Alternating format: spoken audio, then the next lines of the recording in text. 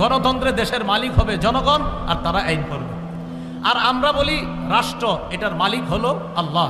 অনেকের গেঞ্জির পিছনে লেখা আছে people are source of all power, জনগণ সকল ক্ষমতার উৎস। নাউজুবিল্লাহ, জোরে বলি, সকল ক্ষমতার উৎস কে? আল্লাহ। এটা প্রথম কথা।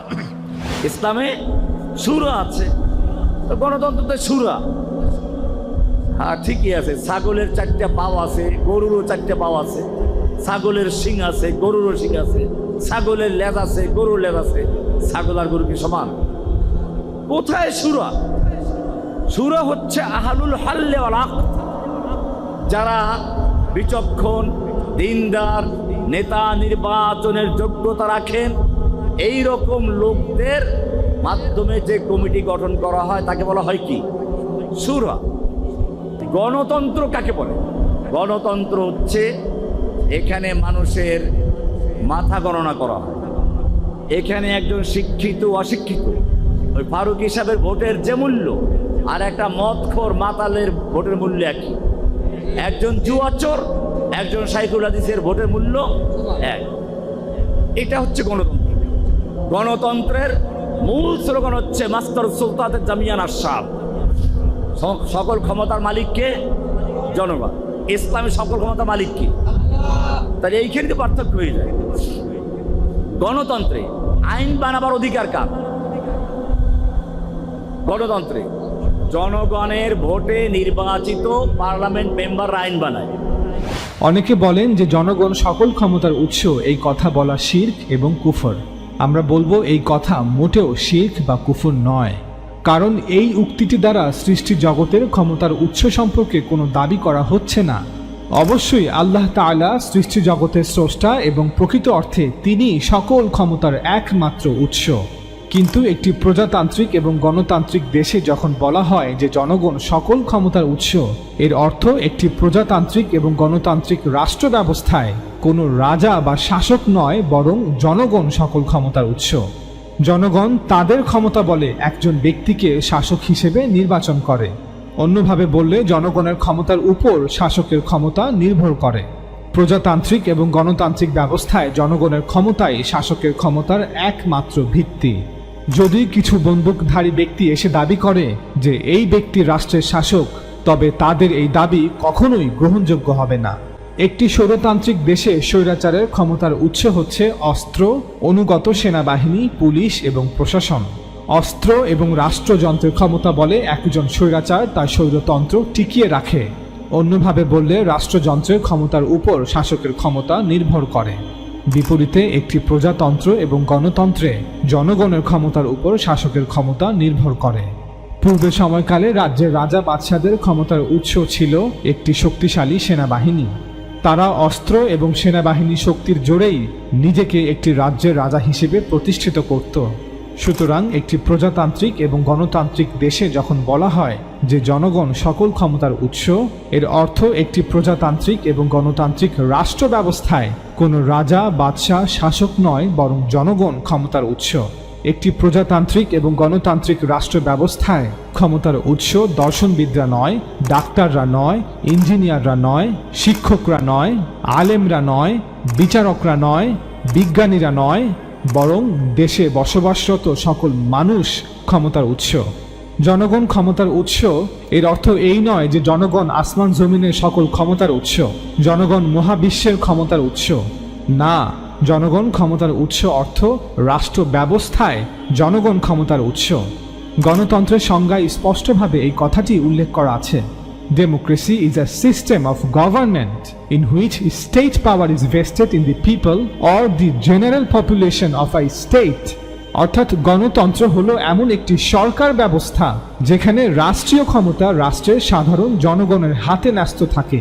প্রজাতন্ত্রের সংজ্ঞায় স্পষ্টভাবে এই একই কথা উল্লেখ করা আছে। A republic is a state in which political power rests with the public through their representatives in contrast to a monarchy. অর্থাৎ প্রজাতন্ত্র হলো এমন একটি সরকার ব্যবস্থা যেখানে সর্বোচ্চ ক্ষমতা থাকে জনগণের হাতে। এই দুটি সংজ্ঞা হতে স্পষ্ট যে একটি প্রজাতান্ত্রিক এবং গণতান্ত্রিক জাতিরাষ্ট্রের রাষ্ট্র ব্যবস্থায় জনগণের ইচ্ছাই চূড়ান্ত। অর্থাৎ জনগণ যাকে চাইবে, যেই ব্যক্তিকে চাইবে, সেই হবে জনগণের শাসক। নির্দিষ্টভাবে এই প্রসঙ্গে বলা হয় যে জনগণ সকল ক্ষমতার উৎস। ধরুন, যদি একজন মুসলমান ব্যক্তি বলেন যে আমেরিকার সকল শক্তির উৎস তাদের শক্তিশালী অর্থনৈতিক ব্যবস্থা এবং তাদের সামরিক শক্তি, আরেকজন মুসলমান ব্যক্তি বললেন আমেরিকার সকল শক্তির উৎস ডলার, যেহেতু ডলার হচ্ছে আন্তর্জাতিক মুদ্রা তাই এটাই তাদের সকল ক্ষমতার উৎস। আরেকজন মুসলমান ব্যক্তি বললেন ইসরায়েলের সকল ক্ষমতার উৎস আমেরিকা। অন্য আরেকজন মুসলমান ব্যক্তি বললেন লেবাননের হিজবুল্লাহ বাহিনীর সকল ক্ষমতার উৎস ইরান। আরেকজন মুসলমান ব্যক্তি বললেন সৌদি আরবের সকল ক্ষমতার উৎস তাদের তেলের খনি। অন্য আরেকজন মুসলমান ব্যক্তি বললেন রথচাইল্ড ফ্যামিলির সকল ক্ষমতার উৎস আধুনিক ব্যাংকিং সিস্টেম। এই কথাগুলো কি শিরক এবং কুফর হবে? কারণ America, Israel, Hezbollah, Saudi, Rothschild ফ্যামিলির সকল ক্ষমতার উৎস আল্লাহ তাআলা। আল্লাহ তাআলা ইচ্ছা না করলে আমেরিকার অর্থনৈতিক শক্তি, সামরিক শক্তি, ডলার কিছুই করতে পারবে না। মুসলমান হিসেবে আমরা সবাই বিশ্বাস করি আমেরিকার অর্থনৈতিক শক্তির উৎস আল্লাহ তাআলা, আমেরিকার সামরিক শক্তির উৎস আল্লাহ তাআলা, ডলারের শক্তির উৎস আল্লাহ তাআলা। আল্লাহ তাআলা ইচ্ছা না করলে আমেরিকা ইসরায়েলের জন্য কিছুই করতে পারবে না। ইসরায়েলের শক্তির উৎস আল্লাহ তাআলা। আল্লাহ তাআলা ইচ্ছা না করলে ইরান হিজবুল্লাহর জন্য কিছুই করতে পারবে না। হিজবুল্লাহর শক্তির উৎস আল্লাহ তাআলা, ইরানের শক্তির উৎস আল্লাহ তাআলা। আল্লাহ তাআলা ইচ্ছা না করলে তেলের খনি দিয়ে সৌদি আরব কিছুই করতে পারবে না। সৌদি আরবের শক্তির উৎস আল্লাহ তাআলা। একইভাবে আল্লাহ তাআলা ইচ্ছা না করলে আধুনিক ব্যাংকিং সিস্টেম দিয়ে রথচাইল্ড ফ্যামিলি কিছুই করতে পারবে না। একজন মুসলমান হিসেবে আমি বিশ্বাস করি যে রথচাইল্ড ফ্যামিলির শক্তির উৎস আল্লাহ তাআলা, আধুনিক ব্যাংকিং সিস্টেমের শক্তির উৎস আল্লাহ তাআলা। জনগণ সকল ক্ষমতার উৎস, এখানে সকল অর্থ সৃষ্টি জগৎ উদ্দেশ্য নয়, বরং জাতি রাষ্ট্রের রাষ্ট্র ব্যবস্থায় শাসক নির্বাচনের ক্ষেত্রে জনগণ সকল ক্ষমতার উৎস। জনগণের ইচ্ছা ব্যতীত কোনো ব্যক্তি জনগণের শাসক হতে পারবে না। তবে হ্যাঁ, যদি কেউ এই কথা বলতে না চায় যে জনগণ সকল ক্ষমতার উৎস, তবে তার স্বাধীনতা আছে এই কথা না বলার। তাই বলে এটা শিরক বা কুফর হয়ে যাবে না। চলুন এ বিষয়ে আরো বিস্তারিত আলোচনা করা যাক।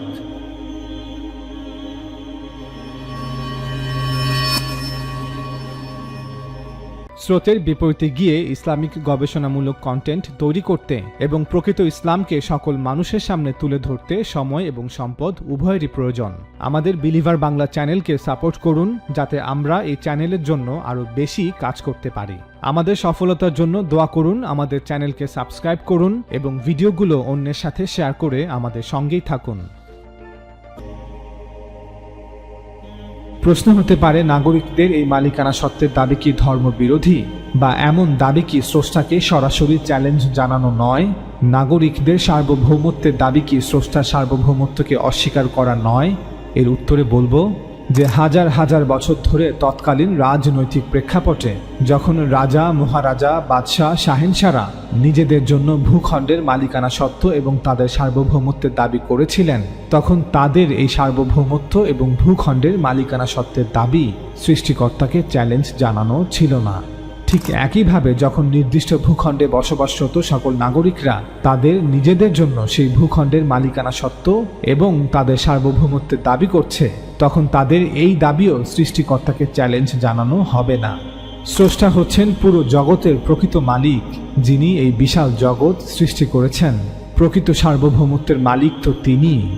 কিন্তু যেহেতু মানুষ অস্থায়ীভাবে স্রষ্টা প্রদত্ত এই জগতে বসবাস করছে, তাই তারা তাদের জন্য মালিকানা সত্ত্বের এবং সার্বভৌমত্বের দাবি করে। মানুষ যেভাবে জমির মালিক হয়, বাড়ির মালিক হয়, বাগানের মালিক হয়, গাড়ির মালিক হয় অথবা দোকান, কারখানা, কোম্পানির মালিক হয়, ঠিক একইভাবে ভূখণ্ডে বসবাসরত সকল মানুষ বা নাগরিকরা সম্মিলিতভাবে এবং সমভাবে উক্ত ভূখণ্ডের মালিক হয়। সার্বভৌমত্বের দাবিটিও একই রকম। তৎকালীন সময়ে রাজ্যের রাজা স্রষ্টার সার্বভৌমত্বকে স্বীকার করেই নিজের সার্বভৌমত্বের দাবি করতেন। যুদ্ধের মাধ্যমে রাজা কর্তৃক দখলকৃত ভূখণ্ডে রাজাই ছিলেন সার্বভৌম। রাজা তার ক্ষমতা বলে রাজ্যের সকল প্রজার উপর তার কর্তৃত্ব প্রতিষ্ঠা করতেন। একইভাবে রাষ্ট্রের নাগরিকরাও স্রষ্টার সার্বভৌমত্বকে স্বীকার করেই নিজেদের সার্বভৌমত্বের দাবি করেন। নাগরিকরা তাদের ক্ষমতা বলে একটি রাষ্ট্রে তাদের কর্তৃত্ব প্রতিষ্ঠা করেন। নাগরিকরা তাদের এই কর্তৃত্ব এবং ক্ষমতা বলেই রাষ্ট্রের জন্য একজন শাসককে নির্বাচন করেন। আর যদি কোনো রাষ্ট্র বা ভূখণ্ডে নাগরিকরা নাস্তিক হয়, যেমন চীন ও উত্তর কোরিয়া, সেখানে তারা অবশ্যই স্রষ্টার সার্বভৌমত্বকে স্বীকার করবে না। এখন আপনার যদি মনে হয় যে আপনি ডান্ডার ভয় দেখিয়ে চীন ও উত্তর কোরিয়াকে স্রষ্টার সার্বভৌমত্ব স্বীকার করতে বাধ্য করতে পারবেন, তবে আপনার জন্য অনেক শুভকামনা রইল। তৎকালীন সময়ে রাজা মুসলমান হলে তিনি কোরআন অনুযায়ী আইন জারি করতেন, রাজা খ্রিস্টান হলে তিনি তাওরাত ও ইঞ্জিল অনুযায়ী আইন জারি করতেন, আর রাজা হিন্দু হলে হিন্দু ধর্মগ্রন্থ অনুযায়ী আইন জারি করতেন। একইভাবে বর্তমান আধুনিক রাষ্ট্রে বসবাসরত নাগরিকরা মুসলিম হলে কোরআনের আইন মেনে চলবে, খ্রিস্টান হলে তাওরাত ও ইঞ্জিলের আইন মেনে চলবে, আর হিন্দু হলে তাদের ধর্মগ্রন্থের আইন মেনে চলবে।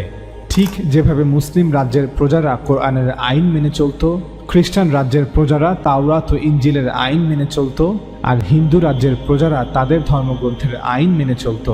বর্তমান পৃথিবীতে যদি কোনো রাষ্ট্র বা ভূখণ্ডের নাগরিকরা নাস্তিক হয়, যেমন চীন বা উত্তর কোরিয়া, তাদেরকে ধর্মের আইন মানতে বলাটা অনর্থক এবং বোকামি। ইসলামের ডেমোক্রেসির জায়গাটা কেমন? মানে ইসলাম কি, আপনি মদিনার কথা বলছিলেন, আমাদের রসুল সাল্লাল্লাহু আলাইহি ওয়াসাল্লাম বা তার পরে যেসব খলিফা অন্তত 4জন 5জন যেভাবে নির্বাচিত হয়েছিলেন বা যেভাবে ইয়েতে বসছিলেন, সেটি কি গণতান্ত্রিক উপায়ে নির্বাচিত হয়েছিলেন তারা?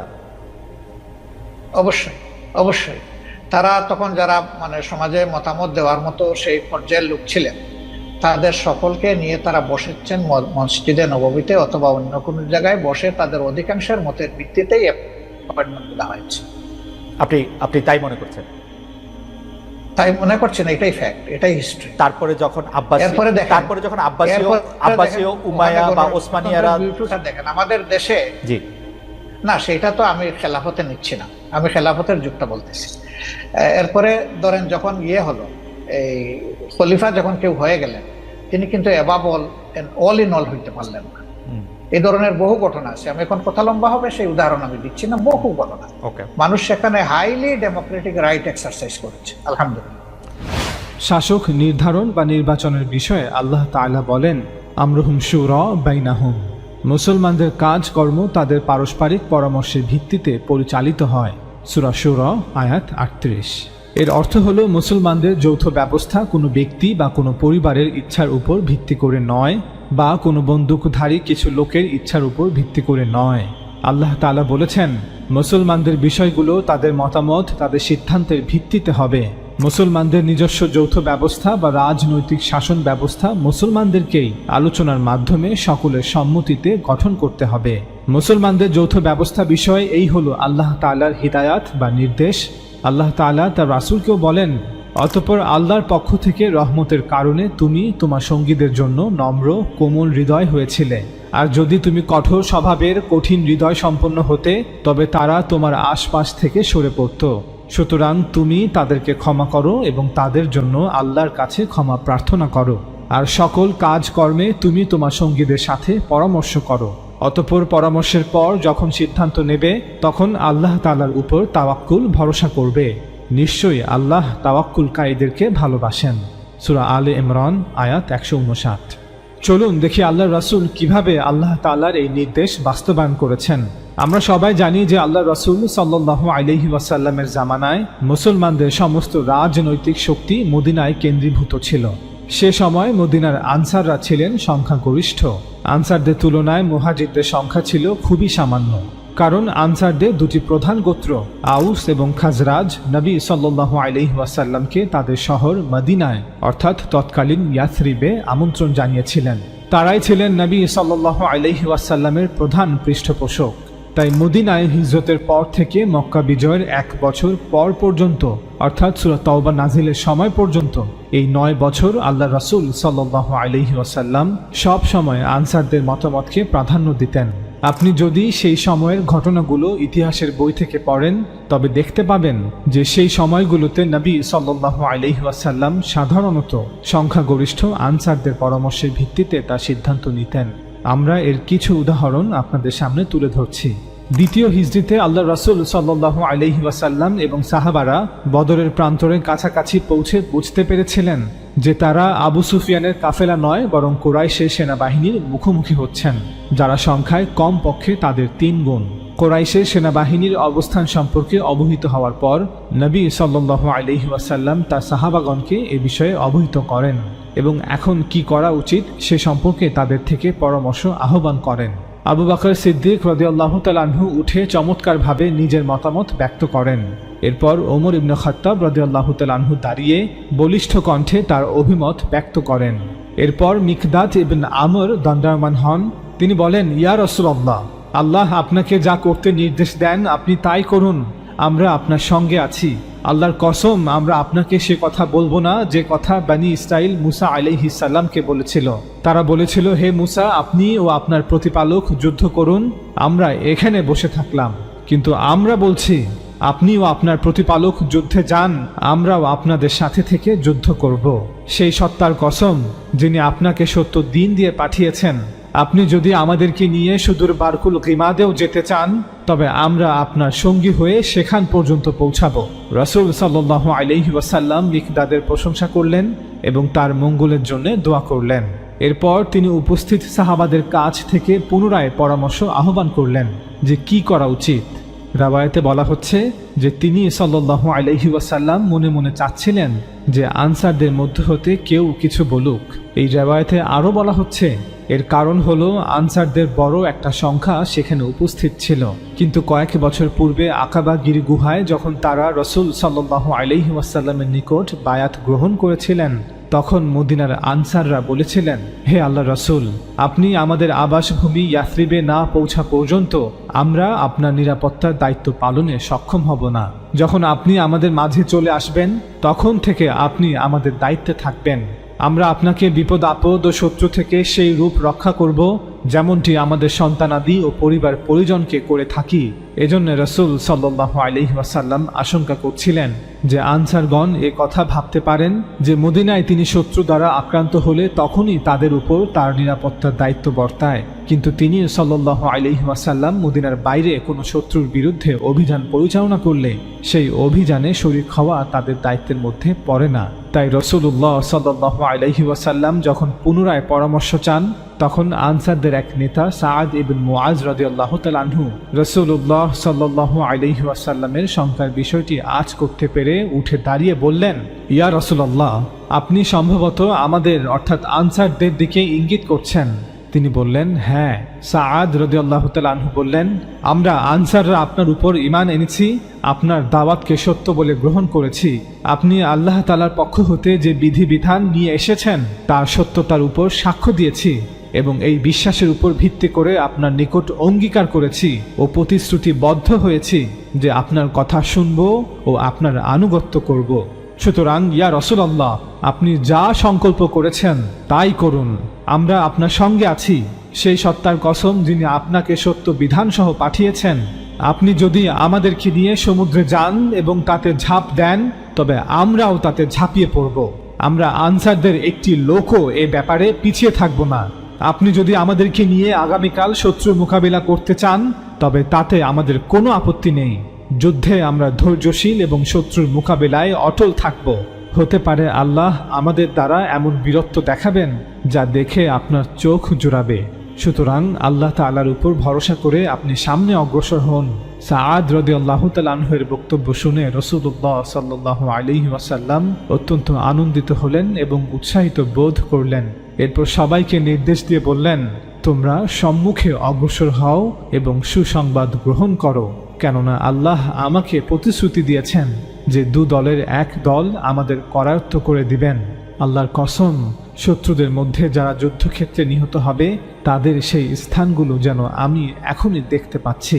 অর্থাৎ তিনি সাহাবাদেরকে যুদ্ধের একদিন পূর্বেই বিজয়ের সুসংবাদ পৌঁছে দিচ্ছেন।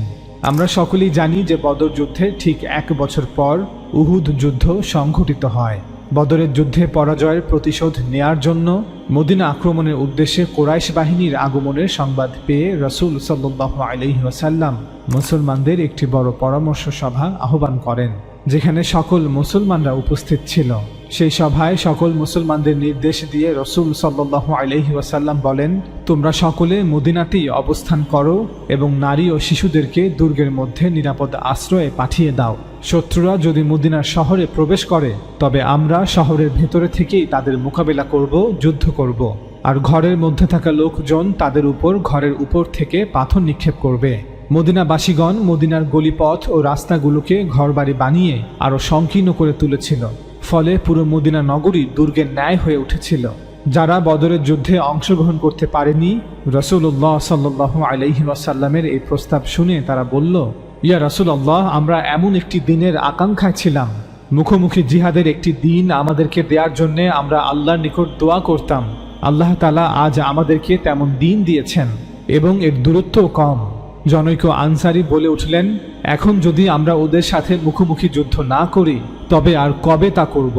আরও কিছু লোক বলল, কুরাইশ বাহিনীর সাথে আগত পশু প্রাণীগুলো তো আমাদের ফসল খেয়ে দলিত মথিত করে দিবে, আমরা যদি ওই ফসল রক্ষা করতে না পারি তবে আর কি রক্ষা করব? এরপর আরও কিছু লোক তাদের কথার সমর্থনে কথা বলল। বহু লোক সেদিন মদিনার বাইরে গিয়ে যুদ্ধ করতে প্রস্তুত ছিলেন। রাসূলুল্লাহ সাল্লাল্লাহু আলাইহি ওয়াসাল্লামের প্রস্তাবে তারা সন্তুষ্ট হননি। রাওয়ায়াতে বলা হচ্ছে, রাসূলুল্লাহ সাল্লাল্লাহু আলাইহি ওয়াসাল্লামের প্রস্তাব যদি তারা মেনে নিতেন তবে তা তাদের জন্য অনেক ভালো হতো। বাইরে গিয়ে যুদ্ধ করার প্রস্তাব যারা দিয়েছিলেন তাদের অধিকাংশই বদর যুদ্ধে অনুপস্থিত ছিলেন, তাই তারা চাচ্ছিলেন কুরাইশদের মুখোমুখি হতে। পরামর্শ শেষে রাসূলুল্লাহ সাল্লাল্লাহু আলাইহি ওয়াসাল্লাম জুমার নামাজ আদায় করছিলেন। তিনি সবাইকে উপদেশ দিলেন এবং নসিহত করলেন এবং সাধ্যমতো জিহাদের প্রস্তুতি নিতে নির্দেশ দিলেন। অতঃপর যথানিয়মে খুতবা ও নামাজ শেষ করলেন। তারপর তিনি তার যুদ্ধ পোশাক আনয়নের নির্দেশ দিলেন। তিনি তার যুদ্ধ পোশাক পরিধান করলেন। তারপর সবাইকে যুদ্ধ অভিযানে বের হবার নির্দেশ দিলেন। এই অবস্থা দেখে বিচক্ষণ সাহাবীগণ বললেন, রাসূলুল্লাহ সাল্লাল্লাহু আলাইহি ওয়াসাল্লাম তো আমাদেরকে মদিনায় অবস্থান করতে বলেছিলেন, আর আল্লাহর ইচ্ছা সম্পর্কে তিনিই তো ভালো জানেন। আসমান থেকে তার নিকট ওহী আসে, তোমরা এমনটা কেন চাইছো যে মদিনার বাহিরে গিয়ে যুদ্ধ করবে? অবশেষে তারা তাদের ভুল বুঝতে পেরে রাসূলুল্লাহ সাল্লাল্লাহু আলাইহি ওয়াসাল্লামকে বললেন, ইয়া রাসূলুল্লাহ, আপনি পূর্বে যেমনটি নির্দেশ দিয়েছিলেন যে আমরা মদিনা শহরের ভেতর থেকেই যুদ্ধ করি, আমরাও তাই করব। রাসূলুল্লাহ সাল্লাল্লাহু আলাইহি ওয়াসাল্লাম বললেন, যুদ্ধ পোশাক পরিধান করা এবং যুদ্ধ অভিযানে বের হবার ঘোষণা দেওয়ার পর যুদ্ধ না করে ফিরে আসা কোনো নবীর জন্য শোভনীয় নয়। আমি তো তোমাদেরকে এই প্রস্তাব পূর্বেই দিয়েছিলাম, কিন্তু তোমরা অভিযানে বের হওয়া ব্যতীত কিছুতেই রাজি হলে না।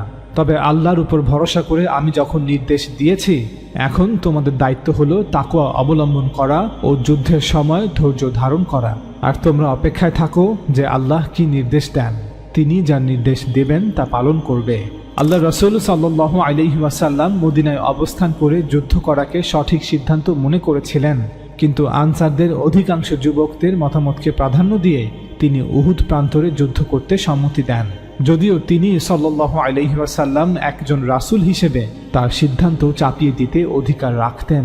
বদরের যুদ্ধ এবং উহুদ যুদ্ধ আমরা এই দুটি ঘটনা উল্লেখ করার মাধ্যমে প্রমাণ করার চেষ্টা করলাম যে মদিনাতে হিজরতের পর নবী সাল্লাল্লাহু আলাইহি ওয়াসাল্লাম সাধারণভাবে সংখ্যাগরিষ্ঠ আনসারদের পরামর্শের ভিত্তিতে তার সিদ্ধান্ত নিতেন। রাসূল সাল্লাল্লাহু আলাইহি ওয়াসাল্লামের নেতৃত্বে প্রতিষ্ঠিত মুসলিম রাষ্ট্র যদি মদিনা এবং তার পার্শ্ববর্তী অঞ্চলে সীমাবদ্ধ থাকত, তবে হয়তো রাজনৈতিক কর্তৃত্ব আনসারদের কাছেই হস্তান্তরিত করা হতো, কারণ মদিনা রাষ্ট্রে আনসাররা ছিল সংখ্যাগরিষ্ঠ। ফলে রাসূল সাল্লাল্লাহু আলাইহি ওয়াসাল্লামের ইন্তেকালের পর সাহাবারা আনসারদের মধ্য হতেই কাউকে নেতা হিসেবে গ্রহণ করত। ইসলামের পূর্বে এবং ইসলামের আবির্ভাবের পরেও মদিনা এবং তার পার্শ্ববর্তী অঞ্চলে আউস এবং খাজরাজ এই দুটি গোত্র একটি প্রভাবশালী রাজনৈতিক শক্তি ছিল।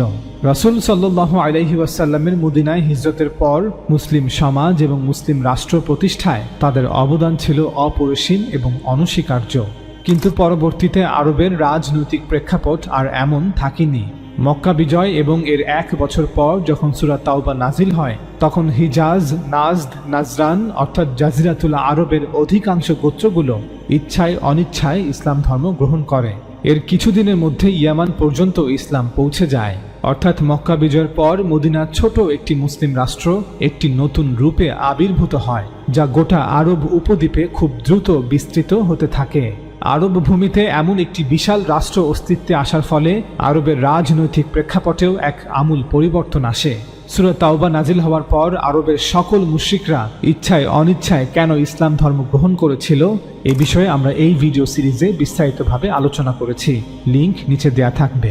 আরব উপদ্বীপের পরিবর্তিত রাজনৈতিক প্রেক্ষাপটকে সামনে রেখে রাসূল সাল্লাল্লাহু আলাইহি ওয়াসাল্লাম তার ইন্তেকালের পূর্বে আনসার এবং মুহাজিরদের সাধারণভাবে একটি আদেশ বা উপদেশ প্রদান করেন। রাসূল সাল্লাল্লাহু আলাইহি ওয়াসাল্লামের এই আদেশটি বুখারীর একটি হাদিসে বর্ণিত হয়েছে। আমরা এখন সেই হাদিস আপনাদের পড়ে শোনাবো। আবু হুরায়রা রাদিয়াল্লাহু তাআলা আনহু হতে বর্ণিত, তিনি বলেন, নবী সাল্লাল্লাহু আলাইহি ওয়াসাল্লাম বলেছেন, খিলাফত ও নেতৃত্বের ব্যাপারে আরবের সকলেই কুরাইশের অনুগত থাকবে।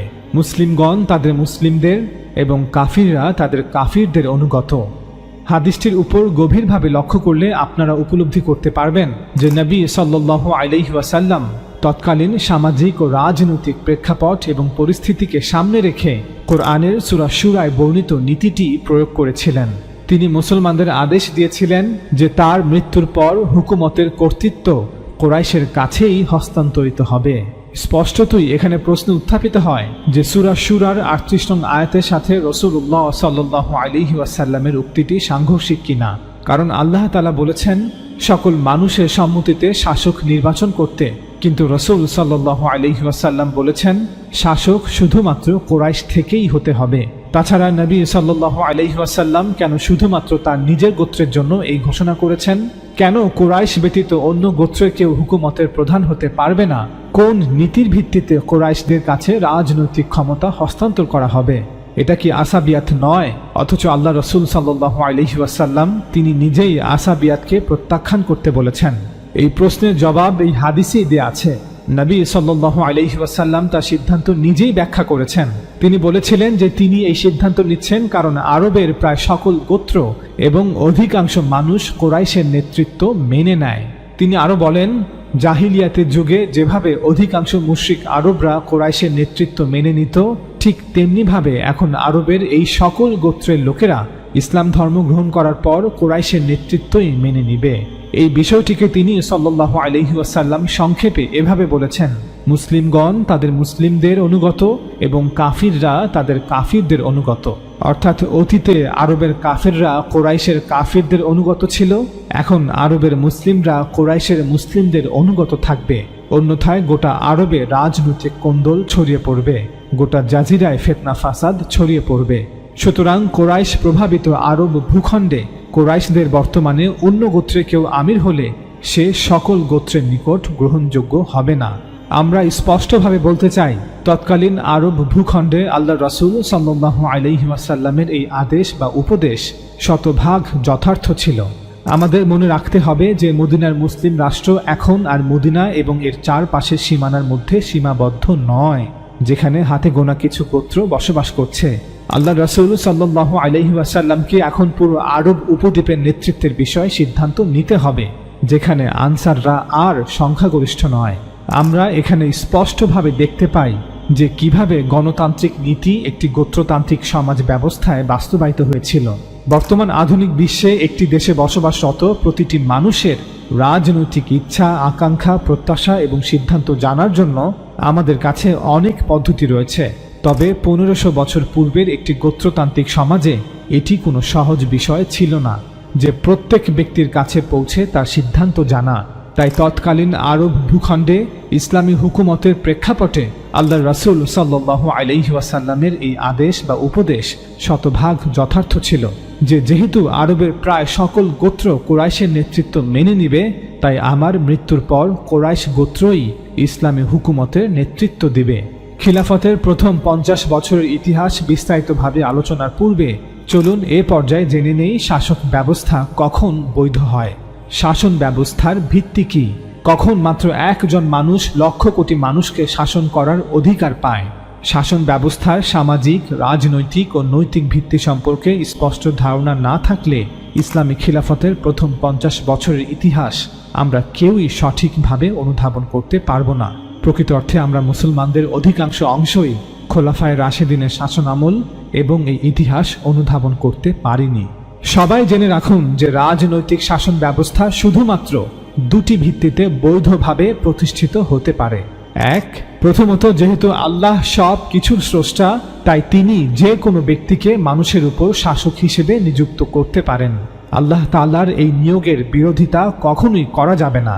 যেমন আল্লাহ তাআলা বনী ইসরায়েলের জন্য রাজা সলকে তাদের শাসক হিসেবে বাছাই করেছিলেন, যখন তারা তাদের নবী স্যামুয়েলের কাছে শাসক হিসেবে একজন রাজার প্রার্থনা করেছিল। পরবর্তীতে রাজা সলের মৃত্যুর পর আল্লাহ তাআলা দাউদ আলাইহিসসালামকে বনী ইসরায়েলের রাজা হিসেবে নির্বাচন করেছিলেন। এরপর দাউদ আলাইহিসসালামের মৃত্যুর পর তার পুত্র সুলাইমান আলাইহিসসালামকে রাজা হিসেবে নির্বাচন করেছিলেন। বনী ইসরায়েলের এই 3 জন রাজাকে, যার মধ্যে 2 জন নবীও ছিলেন, তাদেরকে আল্লাহ তাআলা নিজে বনী ইসরায়েলের শাসক হিসেবে বাছাই করেছিলেন।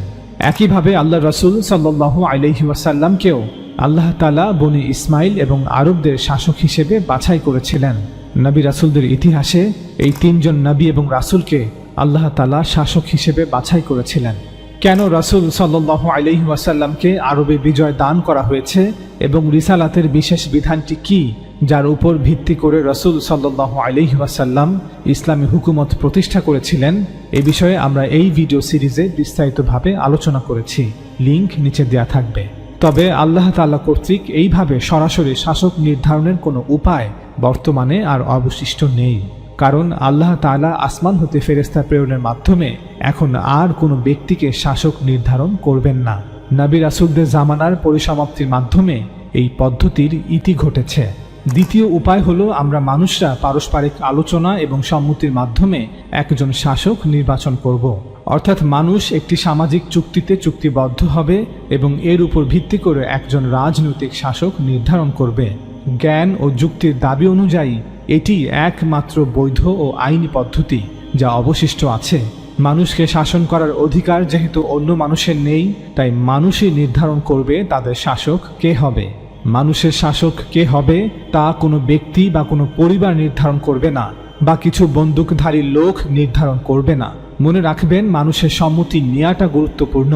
কিভাবে এই সম্মতির ব্যাপারে নিশ্চিত হওয়া যায় তা সময় এবং যুগ নির্ধারণ করবে। হাজার হাজার বছর পূর্বে একটি গোত্রতান্ত্রিক সমাজ ব্যবস্থায় গোত্রপ্রধান বা রাষ্ট্রপ্রধান নির্বাচনের ক্ষেত্রে সমাজে বসবাসকারী মানুষ হতে যেভাবে এই সম্মতি গ্রহণ করা হতো, বর্তমানে ঠিক একই পন্থায় মানুষের সম্মতি গ্রহণ করতে হবে এমনটা বাধ্যতামূলক বা যৌক্তিক নয়। যদি কেউ এমনটা দাবি করে থাকে তবে তা নিশ্চয়ই গোঁড়ামি। শাসক নির্বাচন বা নির্ধারণের ক্ষেত্রে মানুষের সম্মতি নেওয়াটা উদ্দেশ্য। কিভাবে কোন পদ্ধতিতে মানুষের সম্মতির বিষয়ে নিশ্চিত হওয়া যায় তা মানুষ তাদের প্রয়োজনের কারণে নিজেরাই খুঁজে বের করে নেবে। উদাহরণস্বরূপ, বর্তমান আধুনিক বিশ্বে ব্যালট বাক্সে এবং অনলাইনে ভোট গ্রহণের মাধ্যমে জনগণের মতামত গ্রহণ করা হয়ে থাকে। হয়তো ভবিষ্যতে অন্য কোনো মাধ্যমে মানুষ তাদের মতামত প্রদান করতে পারবে।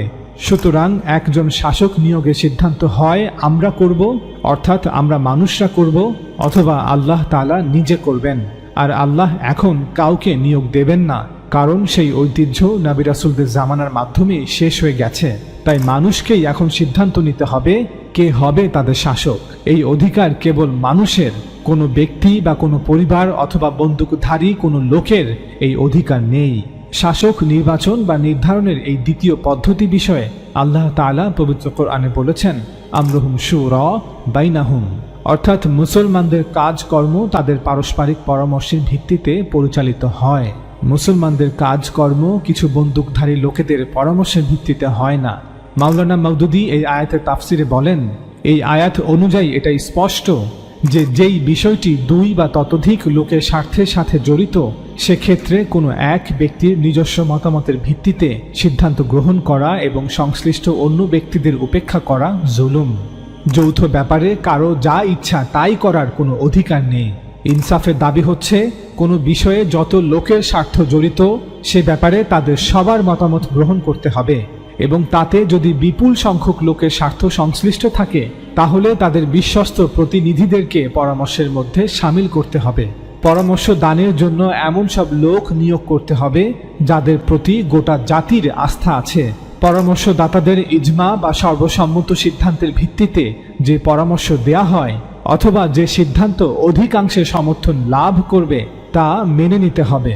কেননা সবার মতামত জানার পরও যদি এক বা একাধিক ব্যক্তি অথবা একটি ছোট্ট গ্রুপকে স্বেচ্ছাচার চালানোর সুযোগ দেয়া হয় তাহলে গোটা পরামর্শ ব্যবস্থাই অর্থহীন হয়ে যায়। আল্লাহ বলছেন, মুসলমানদের কাজকর্ম পারস্পরিক পরামর্শের ভিত্তিতে চলে।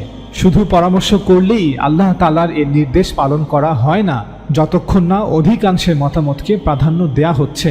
তাই মুসলমানদের উচিত পরামর্শের ক্ষেত্রে সব সময় সর্বসম্মত অথবা সংখ্যাগরিষ্ঠের মতামতের ভিত্তিতে গৃহীত সিদ্ধান্ত অনুসারে কাজকর্ম পরিচালনা করা। মাওলানা মওদুদীর সাথে একমত পোষণ করে আমরাও বলছি, এতে কোনো সন্দেহ নেই যে এই আয়াতের মাধ্যমে সকল স্তরের মুসলমানদের মতামতকে চূড়ান্ত বলে ঘোষণা করা হয়েছে।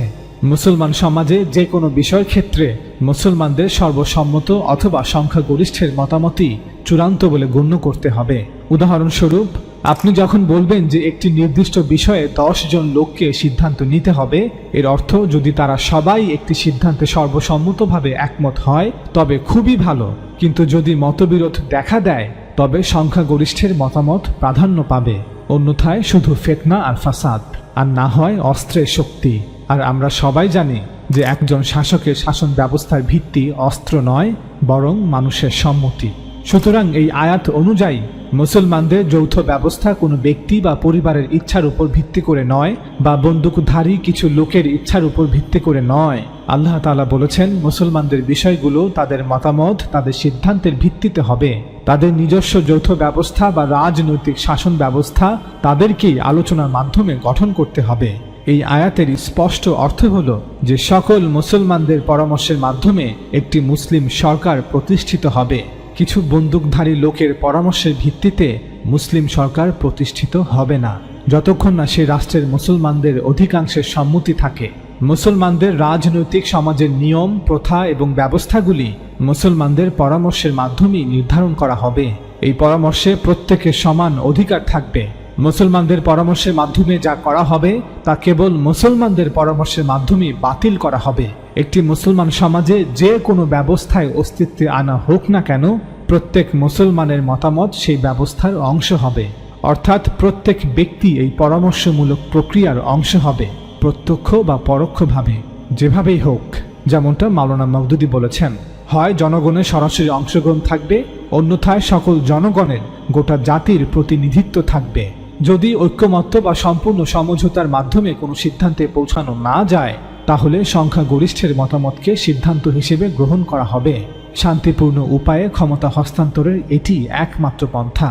তবে যারা অস্ত্রের শক্তিতে বলীয়ান হয়ে মুসলমানদের উপর কোনো সিদ্ধান্ত কোনো শাসককে চাপিয়ে দিতে চায়, তাদের জন্য আরো হাজার পন্থা খোলা আছে। আপনি যদি আমরুহুম শুরা বাইনাহুম, আল্লাহ তাআলার এই নির্দেশের প্রতিটি কথাকে ভেঙে ভেঙে বোঝার চেষ্টা করেন, তবে এই আয়াত উপরে বর্ণিত সকল দফা বা পয়েন্টগুলোকে অন্তর্ভুক্ত করে।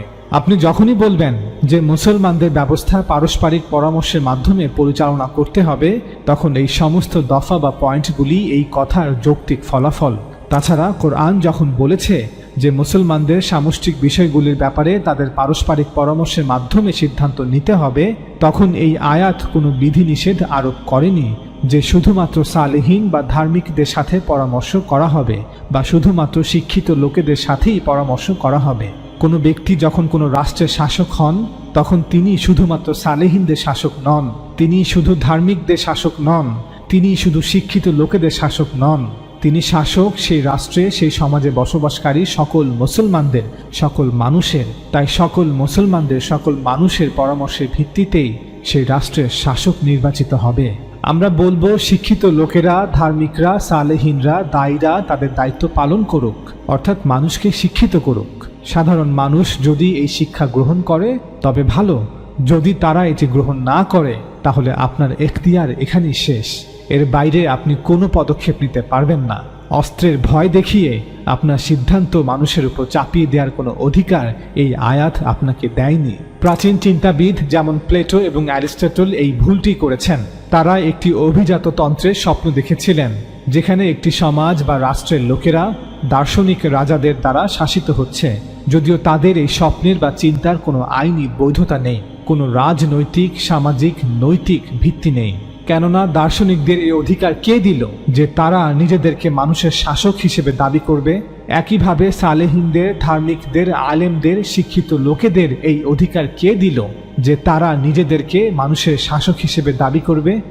আমরা এই দীর্ঘ আলোচনা হতে প্রমাণ করার চেষ্টা করলাম হুকুমত শুধুমাত্র দুটি প্রাকৃতিক উপায়ে প্রতিষ্ঠিত হতে পারে। যা আমরা মানুষদের ফিতরা বা সহজাত প্রকৃতি মেনে নেয়। হয় আল্লাহ সরাসরি কোনো শাসক নিযুক্ত করবেন, যেমনটা তিনি পূর্বে করেছিলেন, নতুবা মানুষ নিযুক্ত করবে তাদের শাসক। মানুষের সম্মতি না নিয়ে শুধুমাত্র তলোয়ার আর বন্দুকের জোরে নিজেকে শাসক ঘোষণা করলে তা অবৈধ বলে গণ্য হবে। এই ধরনের শাসক ও শাসনের কোনো সামাজিক, রাজনৈতিক, ধর্মীয় ও নৈতিক ভিত্তি নেই। মানুষের সরাসরি ভোটের মাধ্যমে সরকার প্রধান নির্বাচনের সাথে কোরআনের সূরা শুরার ৩৮ নং আয়াতটি সাংঘর্ষিক নয়, বরং আল্লাহ তাআলা নিজেই মুসলমানদের উপদেশ দিচ্ছেন যেন তারা পরামর্শ সাপেক্ষে সকলের প্রত্যক্ষ বা পরোক্ষ সম্মতিতে তাদের যৌথ ব্যবস্থা গড়ে তোলে। এবং আমরা এটাও প্রমাণ করার চেষ্টা করলাম যে শাসক নির্বাচনের বিষয়ে সূরা শুরার ৩৮ নং আয়াত এবং সাহাবাদের প্রতি রাসূল সাল্লাল্লাহু আলাইহি ওয়াসাল্লামের এই আদেশটি মোটেও সাংঘর্ষিক নয়, বরং তিনি সাল্লাল্লাহু আলাইহি ওয়াসাল্লাম এই আয়াতে বর্ণিত নীতি অনুসরণ করেই সাহাবাদের উপদেশ দিয়েছেন যেন তারা কুরাইশ ব্যতীত অন্য কোনো গোত্রের কোনো ব্যক্তিকে হুকুমতের প্রধান না করে। তবে এই হাদিসের বিষয়ে আমাদের একটি কথা মনে রাখতে হবে যে আল্লাহ রাসূল সাল্লাল্লাহু আলাইহি ওয়াসাল্লামের এই আদেশটি শুধুমাত্র আরবের জন্য খাস ছিল। এমন নয় যে বর্তমান সকল মুসলিম রাষ্ট্রের জন্য কুরাইশ গোত্র হতেই শাসক নির্বাচন করতে হবে। রাসূল সাল্লাল্লাহু আলাইহি ওয়াসাল্লামের ইন্তেকালের পর কিভাবে ইসলামের প্রথম 4 খলিফা নির্বাচন বা নির্ধারণ করা হয়েছে, চলুন এবার এই বিষয়ে আলোচনা করা যাক। এজন্য আমরা প্রথমেই কিছু হাদিস আপনাদের পড়ে শোনাবো। রাসূলুল্লাহ সাল্লাল্লাহু আলাইহি ওয়াসাল্লাম সোমবার যোহরের নামাজের পর ইন্তেকাল করেন। ওনার ইন্তেকালের সংবাদ শুনে অনেক সাহাবাদের মতো আবু বকর রাদিয়াল্লাহু তাআলা আনহু রাসূল সাল্লাল্লাহু আলাইহি ওয়াসাল্লামের হুজরায় উপস্থিত হন। তিনি রাসূল সাল্লাল্লাহু আলাইহি ওয়াসাল্লামের চেহারা অনাবৃত করে তার কপালে চুমু খেলেন এবং বললেন, আমার মাতা পিতা আপনার জন্য কুরবান, আপনি জীবনে এবং মরণেও কতই না সুন্দর। এরপর তিনি বাহিরে গিয়ে সকলের সামনে আল্লাহ তাআলার হামদ ও সানা বর্ণনা করে বললেন, যারা মুহাম্মদ সাল্লাল্লাহু আলাইহি ওয়াসাল্লামের ইবাদতকারী ছিলে তারা জেনে রাখো মুহাম্মদ সাল্লাল্লাহু আলাইহি ওয়াসাল্লাম মারা গেছেন। আর যারা আল্লাহর ইবাদত করতে তারা নিশ্চিত জেনে রাখো যে আল্লাহ চিরঞ্জীব, তিনি অমর, তার মৃত্যু নেই। অতঃপর আবু বকর রাদিয়াল্লাহু তাআলা আনহু এই আয়াত তিলাওয়াত করলেন, হে রাসূল, নিশ্চয়ই আপনি মরণশীল, আর যারা আপনার শত্রু তারা সকলেই মরণশীল। তিনি আরও তিলাওয়াত করলেন, মুহাম্মদ তো একজন রাসূল ব্যতি রেখে আর কিছু নয়, তার পূর্বেও অনেক রাসূল চলে গেছে। অতএব যদি সে মারা যায় অথবা নিহত হয় তাহলে কি তোমরা ইসলাম ত্যাগ করবে? আর যদি কেউ ইসলাম ত্যাগ করে পেছনে ফিরেও যায় তবে সে জেনে রাখুক সে কখনো আল্লাহর বিন্দুমাত্র ক্ষতি করতে পারবে না। সূরা আলে ইমরান আয়াত 144। রাবি বলেন, আবু বকরের এই কথাগুলি শুনে সবাই ফুপিয়ে ফুপিয়ে কাঁদতে লাগলেন। পরবর্তীতে সেদিন বিকেল বেলায় আনসারগণ সাকিফা বনু সাআদায় সাদ ইবনু ওবায়দাহ রাদিয়াল্লাহু তাআলা আনহুর নিকট সমবেত হলেন। সাকিফা ছিল বানু সাআদ গোত্রের বাগানে অবস্থিত একটি চালা বা ছাউনি, যেখানে মদিনাবাসীরা জাহিলিয়াতের যুগ হতেই বিভিন্ন গুরুত্বপূর্ণ বিষয়ে আলোচনা করার জন্য সমবেত হতো। আনসারদের সাকিফা বানু সাআদায় সমবেত হওয়ার সংবাদ পাওয়ার পর আবু বকর রাদিয়াল্লাহু তাআলা আনহু, ওমর ইবনে খাত্তাব রাদিয়াল্লাহু তাআলা আনহু এবং আবু ওবায়দাহ ইবনু জাররাহ রাদিয়াল্লাহু তাআলা আনহু এই 3 জন মুহাজির সাহাবী আনসারদের নিকট গমন করলেন। সেখানে পৌঁছে আবু বকর রাদিয়াল্লাহু তাআলা আনহু অত্যন্ত জোরালো ও যুক্তিপূর্ণ ভাষণ রাখলেন। তার বক্তব্যে তিনি আনসারদের প্রশংসায় নাজিলকৃত কোরআনের কোনো আয়াত এবং এ বিষয়ে রাসূল সাল্লাল্লাহু আলাইহি ওয়াসাল্লামের কোনো বাণী বাদ দিলেন না। তিনি এ কথাও বললেন, হে আনসাররা, আপনারা অবশ্যই অবগত রয়েছেন রাসূলুল্লাহ সাল্লাল্লাহু আলাইহি ওয়াসাল্লাম বলেছেন, লোকেরা যদি একটি উপত্যকা দিয়ে চলে আর আনসাররা অন্য একটি উপত্যকা দিয়ে চলে তবে আমি অবশ্যই আনসারীদের পথ ধরে চলব। আবু বকর রাদিয়াল্লাহু তাআলা আনহু আনসারদের একজন অন্যতম প্রধান নেতা সাআদ রাদিয়াল্লাহু তাআলা আনহুকে উদ্দেশ্য করে বললেন, আর হে সাআদ, আপনি ভালো করে জানেন যে রাসূলুল্লাহ সাল্লাল্লাহু আলাইহি ওয়াসাল্লাম বলেছেন, আপনিও তখন সেই মজলিসে উপস্থিত ছিলেন যে কুরাইশ গোত্র এ দ্বীনের নেতৃত্বের বিষয়টির যোগ্য পাত্র। সুতরাং মানুষের ভালো লোকেরা কুরাইশের ভালো লোকেদের অনুগামী আর মানুষের মন্দ লোকেরা কুরাইশের মন্দদের অনুগামী। সাহিহ বুখারীতে এই কথাটি এভাবে এসেছে যে মুসলিমগণ কুরাইশের মুসলিমদের অনুসারী এবং কাফিররা কুরাইশের কাফিরদের অনুসারী। অতঃপর আবু বকর রাদিয়াল্লাহু তাআলা আনহু বলেন, হে আনসাররা, আপনারা রাসূল সাল্লাল্লাহু আলাইহি ওয়াসাল্লামের এই কথার অনুগত থেকে ওমর অথবা আবু ওবায়দা ইবনু জাররার হাতে বায়াত করে নিন। ওমর রাদিয়াল্লাহু তাআলা আনহু বললেন, হে আবু বকর, আমরা কিন্তু আপনার হাতেই বায়াত করব। আপনি আমাদের নেতা, আপনি আমাদের মধ্যে সর্বশ্রেষ্ঠ, আমাদের মাঝে আপনি আল্লাহর রাসূল সাল্লাল্লাহু আলাইহি ওয়াসাল্লামের প্রিয়তম ব্যক্তি। এ বলে ওমর রাদিয়াল্লাহু তাআলা আনহু তার হাত ধরে বায়াত করে নিলেন। সঙ্গে সঙ্গে উপস্থিত সকল আনসাররা আবু বকর রাদিয়াল্লাহু তাআলা আনহুর হাতে বায়াত করলেন। সাকিফার এই ঘটনার 12 বছর পর ওমর রাদিয়াল্লাহু তাআলা আনহু তার ইন্তেকালের কিছুদিন পূর্বে মানুষদের উদ্দেশ্য করে এক দীর্ঘ খুতবার শেষে বলেন, তোমাদের কেউ যেন এত দূর ধৃষ্টতা না দেখায় যে আবু বকরের খিলাফতকে অপ্রত্যাশিত ব্যাপার বলবে, যে কিছু লোক মিলে তাকে খেজুর বাগানে আমির হিসেবে নির্বাচিত করেছে।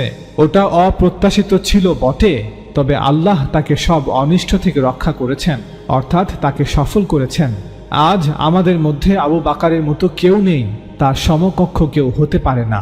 আমাদের সেই পরামর্শ সভায় আবু বকরের হাতে বায়াত করার চেয়ে যুক্তিযুক্ত আর কোনো পন্থা আমরা পাইনি। আমরা যদি কোনো বায়াত না করে চলে যেতাম, তবে আশঙ্কা ছিল যে লোকেরা আমাদের পরে কোনো নতুন বায়াত উদ্ভাবন করে নিত।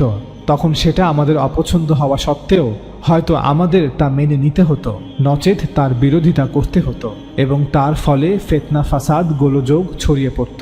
ওমর রাদিয়াল্লাহু তাআলা আনহু এরপর আরও বলেন, মুসলমানদের সাথে পরামর্শ না করে যে ব্যক্তি কোনো নেতার হাতে বায়াত করবে তার বায়াত হবে না, যে ব্যক্তি বায়াত নেবে তারও বায়াত হবে না, এমনকি এতে উভয়ের নিহত হবারও ঝুঁকি রয়েছে, অর্থাৎ ফিতনা ফাসাদ হওয়ার ঝুঁকি রয়েছে। বুখারী 3668, মুসনাদে আহমদ 391, আল বিদায়া ওয়ান নিহায়া পৃষ্ঠা 410। এই হাদিসগুলো থেকে এটা স্পষ্ট যে আমির নির্ধারণের জন্য রাসূল সাল্লাল্লাহু আলাইহি ওয়াসাল্লাম কোরআনের নীতি অনুযায়ী যে সিদ্ধান্ত দিয়েছিলেন তা আবু বকর রাদিয়াল্লাহু তাআলা আনহু সবার সামনে সাকিফাতে উল্লেখ করেছিলেন, এবং এর ফলে বিষয়টি নিষ্পত্তি হয়েছিল। মুসলমানদের মধ্যে তখন দুটি প্রধান রাজনৈতিক শক্তি বিদ্যমান ছিল। আপনি যদি মদিনার দৃষ্টিকোণ থেকে দেখেন তবে এটি ছিল আনসাররা, অর্থাৎ আউস এবং খাজরাজ গোত্র। আর আপনি যদি সমগ্র জাজিরাতুল আরব অর্থাৎ আরব উপদ্বীপের দৃষ্টিকোণ থেকে দেখেন তবে এটি ছিল কুরাইশ গোত্র, যাদের একটি অংশ মদিনাতে হিজরত করেছে। তখন এই দুটি রাজনৈতিক শক্তি বর্তমান ছিল। মুসলমান রাষ্ট্রের বিষয় সিদ্ধান্ত নিতে গিয়ে কোনো বিরোধের সৃষ্টি হলে তা এই দুই রাজনৈতিক শক্তির মধ্যেই হতো। তাই রাসূল সাল্লাল্লাহু আলাইহি ওয়াসাল্লাম সমগ্র জাজিরাতুল আরবের রাজনৈতিক প্রেক্ষাপটকে সামনে রেখে তার সিদ্ধান্ত জানিয়ে দেন যে তার মৃত্যুর পর খিলাফত ও নেতৃত্বের ব্যাপারে আনসাররা যেন কুরাইশের অনুগত থাকে। রাসূল সাল্লাল্লাহু আলাইহি ওয়াসাল্লামের ইন্তেকালের পর সাকিফায় এই নীতির প্রয়োগ করে সবার সম্মতিতে সিদ্ধান্ত গ্রহণ করা হয় যে নেতৃত্ব নির্বাচন করতে হবে কুরাইশের মধ্য থেকেই। এখন প্রশ্ন ছিল কুরাইশের মধ্য হতে আমির কে হবে। সেই গুরুত্বপূর্ণ সময়ে ওমর রাদিয়াল্লাহু তাআলা আনহু আবু বকর রাদিয়াল্লাহু তাআলা আনহুর হাতে বায়াত গ্রহণের প্রস্তাব উত্থাপন করেন। তখন উপস্থিত সকল আনসাররা এই প্রস্তাবে সম্মতি দিয়ে আবু বকর রাদিয়াল্লাহু তাআলা আনহুর হাতে বায়াত গ্রহণ করেন। মনে রাখবেন, সাকিফায় বায়াত গ্রহণের এই সিদ্ধান্ত তরবারির হুমকির অধীনে নেওয়া সিদ্ধান্ত ছিল না, অথবা এখানে কোনো সৈন্যবাহিনীও আক্রমণ করেনি, বা এটি কোনো একটি দল ছিল না যারা জোর করে ক্ষমতা দখল করেছিল। ওমর রাদিয়াল্লাহু তাআলা আনহু বলেন, আমাদের মাঝে আবু বকর এমন ব্যক্তি ছিলেন যার সামনে মস্তক নত হয়ে যেত, অর্থাৎ মুহাজির ও আনসারদের মধ্যে আবু বকর এমন ব্যক্তি ছিলেন যার নেতৃত্বের বিষয়ে কোনো মতবিরোধ ছিল না। ওমর রাদিয়াল্লাহু তাআলা আনহু এর এই উক্তি থেকে এটা স্পষ্ট যে আবু বকর রাদিয়াল্লাহু তাআলা আনহুকে আমির হিসেবে নির্বাচন করা হয়েছে, কারণ তিনি সর্বসম্মতভাবে সকলের নিকট গ্রহণযোগ্য ব্যক্তি ছিলেন, অর্থাৎ অধিকাংশ মানুষের মতামতকে বিবেচনায় রেখে এই সিদ্ধান্ত নেওয়া হয়েছিল। এটা কোনো 10 জন সালেহিনদের নেওয়া সিদ্ধান্ত নয়, অথবা 10 জন সুফি সাধকের নেওয়া সিদ্ধান্ত নয়, অথবা 10 জন নেককার লোকেদের নেওয়া সিদ্ধান্ত নয়, অথবা 10 জন আলেমদের নেওয়া সিদ্ধান্ত নয়, অথবা 10 জন মুফতি মুহাদ্দিস মুফাসসিরদের নেওয়া সিদ্ধান্ত নয়, অথবা 10 জন রাজনৈতিক বিশ্লেষকের নেওয়া সিদ্ধান্ত নয়। অধিকাংশ মানুষের মতামতকে বিবেচনায় রেখে এই সিদ্ধান্ত নেওয়া হয়েছিল, কারণ মদিনার অধিকাংশ মানুষ আবু বকরকে খলিফা হিসেবে মেনে নেবে। অতএব ইতিহাস থেকে এটা স্পষ্ট যে কুরাইশ গোত্রকে নির্বাচন করা হয়েছিল, কারণ তারা আরবের অধিকাংশ মানুষের কাছে গ্রহণযোগ্য ছিল, এবং একইভাবে কুরাইশের মধ্য হতে আবু বকর রাদিয়াল্লাহু তাআলা আনহুকে আমির হিসেবে নির্বাচন করা হয়েছিল, কারণ তিনি মদিনার অধিকাংশ আনসার ও মুহাজিরদের নিকট সবচেয়ে গ্রহণযোগ্য ব্যক্তি ছিলেন। সংক্ষেপে বললে সংখ্যাগরিষ্ঠের মতামতকে প্রাধান্য দিয়েই এই সিদ্ধান্ত নেওয়া হয়েছিল। আবু বকর রাদিয়াল্লাহু তাআলা আনহু আমির বা খলিফা হিসেবে দায়িত্ব নেওয়ার পর এমনটা নিশ্চিতভাবেই বলা যায় যে গোটা আরবের সংখ্যাগরিষ্ঠ মানুষের রাজনৈতিক প্রত্যাশাকে সামনে রেখে আল্লাহ রাসূলের দেয়া সিদ্ধান্ত অনুযায়ী এখন রাজনৈতিক কর্তৃত্ব কুরাইশদের কাছে ছিল। মনে রাখবেন, আরবদের সংখ্যাগরিষ্ঠের সমর্থন কুরাইশের পক্ষেই ছিল, কিন্তু খলিফা নির্বাচন বা নির্ধারণ কুরাইশের নেতাদেরকেই করতে হয়েছিল। ঠিক যেভাবে পৃথিবীর অন্য অঞ্চলগুলোতে যে কোনো গোত্রতান্ত্রিক সমাজ ব্যবস্থায় বিভিন্ন গোত্রের প্রধানরাই গোত্রের প্রধান নেতাকে নির্বাচন করে থাকে। কুরাইশের পুরাতন নেতৃত্বের সকলেই আল্লাহর আযাবে গ্রেফতার হয়ে দুনিয়া থেকে বিদায় নিয়েছিল। জীবিত ছিলেন শুধু আল্লাহর রাসূল সাল্লাল্লাহু আলাইহি ওয়াসাল্লামের চাচা আব্বাস রাদিয়াল্লাহু তাআলা আনহু এবং আবু সুফিয়ান রাদিয়াল্লাহু তাআলা আনহু।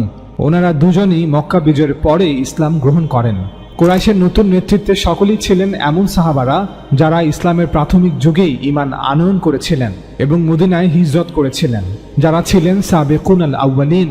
কুরাইশদের এই নতুন নেতৃত্বে ছিলেন আবু বকর রাদিয়াল্লাহু তাআলা আনহু, উমর ইবনুল খাত্তাব রাদিয়াল্লাহু তাআলা আনহু, উসমান ইবনে আফফান রাদিয়াল্লাহু তাআলা আনহু, আলী ইবনে আবি তালিব রাদিয়াল্লাহু তাআলা আনহু, আবু উবাইদা ইবনুল জাররাহ রাদিয়াল্লাহু তাআলা আনহু, আব্দুর রহমান ইবনে আউফ রাদিয়াল্লাহু তাআলা আনহু, সাদ ইবনে আবি ওয়াক্কাস রাদিয়াল্লাহু তাআলা আনহু, তালহা ইবনে উবাইদুল্লাহ রাদিয়াল্লাহু তাআলা আনহু এবং জুবাইর ইবনুল আওয়াম রাদিয়াল্লাহু তাআলা আনহু। ওনারা ছিলেন কুরাইশের নতুন নেতৃত্বের প্রধান অংশ। সুতরাং মুসলমানদের পুরো নেতৃত্ব তখন মদিনাতেই ছিল। মাত্র 1 থেকে 1.5 বছর হয়েছে যে জাজিরাতুল আরবের অধিকাংশ অঞ্চল এখন মুসলমানদের নিয়ন্ত্রণে। আমাদের মনে রাখতে হবে যে নবী সাল্লাল্লাহু আলাইহি ওয়াসাল্লাম এবং তার সাহাবীদের সাথে আরব উপদ্বীপের বাকি অমুসলিমদের মধ্যে যে সম্পর্ক স্থাপিত হয়েছিল তা হলো হাকেম এবং মাহকুমের সম্পর্ক। অর্থাৎ সাহাবাদের জামাত এবং মুসলমানরা ছিল শাসক শ্রেণী এবং বাকি অমুসলিমরা অর্থাৎ মুশরিক এবং ইহুদি খ্রিস্টানরা ছিল এমন মানুষ যারা সমষ্টিগতভাবে শাসিত শ্রেণী।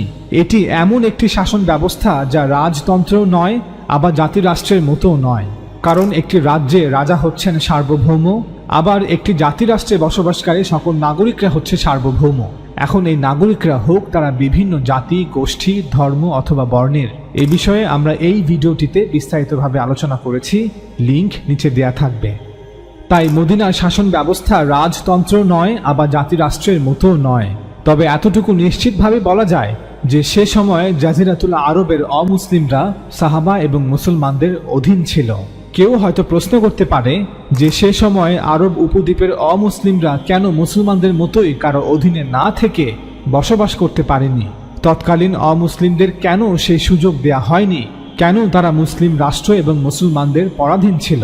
উত্তর, আল্লাহ তাআলার বিধান হচ্ছে আল্লাহর পক্ষ হতে যখন কোনো রাসূল তার জাতির উপর ইতমাম আল হুজ্জাত করবেন, অর্থাৎ একজন রাসূল যখন দীর্ঘ সময় দাওয়াত দেওয়ার মাধ্যমে তার জাতির কাছে রিসালাতের পক্ষে সত্যের চূড়ান্ত প্রমাণ পেশ করবেন, তার নাবুয়াতের সত্যতার পক্ষে সকল দলিল প্রমাণ পেশ করবেন, অতঃপর রাসূলের সেই সত্য বার্তাকে যারা জেনে শুনে বুঝে অহংকার ভরে প্রত্যাখ্যান করবে তারা আল্লাহ তাআলার শাস্তির মুখোমুখি হবে। অন্যভাবে বললে আল্লাহ তাআলা কর্তৃক পরিপূর্ণ ইনসাফের সাথে রাসূলদের কওমের দাম্ভিক অহংকারীদের ফায়সালা এই পৃথিবীতে করে দেওয়া হতো। এই ফায়সালা এভাবে বাস্তবায়িত হতো যে যারা রাসূলদের উপর ঈমান আনয়ন করেছিল তাদেরকে নাজাত দেওয়া হতো এবং জেনে শুনে বুঝে অস্বীকারীদের জন্য এই পৃথিবীতেই আল্লাহ তাআলার আযাব নাজিল করা হতো, যার ফলে রাসূলদের এই অস্বীকারীদের জমিন থেকে চিরতরে মুছে দেওয়া হতো, অথবা সেই জাতির লোকেদেরকে পরাধীনতার লাঞ্ছনাময় জীবনের শাস্তির দিকে নিক্ষেপ করা হতো। পবিত্র কোরআনে বর্ণিত নূহ আলাইহিস সালামের জাতি, আদ ও সামুদ জাতি, লূত আলাইহিস সালামের জাতি এবং ঈসা আলাইহিস সালামকে অস্বীকার করার পর বনী ইসরাইলের পরিণতি এই শাস্তিরই বিবরণ। যেখানে নূহ আলাইহিস সালাম, হুদ আলাইহিস সালাম, সালেহ আলাইহিস সালাম, লূত আলাইহিস সালাম এবং শুআইব আলাইহিস সালামের জাতিকে পরিপূর্ণ ধ্বংস করে দেওয়া হয়, পৃথিবী থেকে নিশ্চিহ্ন করে দেওয়া হয়। অপরদিকে ঈসা আলাইহিস সালামের জাতি বনী ইসরাইলকে পরাধীনতার লাঞ্ছনাময় জীবনে শাস্তি দেওয়া হয়। ফলে রোম সাম্রাজ্য জেরুজালেম দখল করে নেয় এবং বনী ইসরাইলকে তাদের রাষ্ট্র হতে বিতাড়িত করা হয়। এ বিষয়ে আমরা এই ভিডিও সিরিজে বিস্তারিতভাবে আলোচনা করেছি, লিংক নিচে দেয়া থাকবে। আরবের হিজাজ, নাজদ, নাজরান এবং গোটা আরব উপদ্বীপে আল্লাহ রাসূল সাল্লাল্লাহু আলাইহি ওয়াসাল্লাম কর্তৃক ইতমাম আল হুজ্জাত হওয়ার পর আল্লাহ তাআলা ধাপে ধাপে কুরাইশ সহ আরবের বিভিন্ন গোত্রগুলোকে শাস্তি প্রদান করেন এবং এই শাস্তির প্রথম ধাপ ছিল বদরের যুদ্ধ।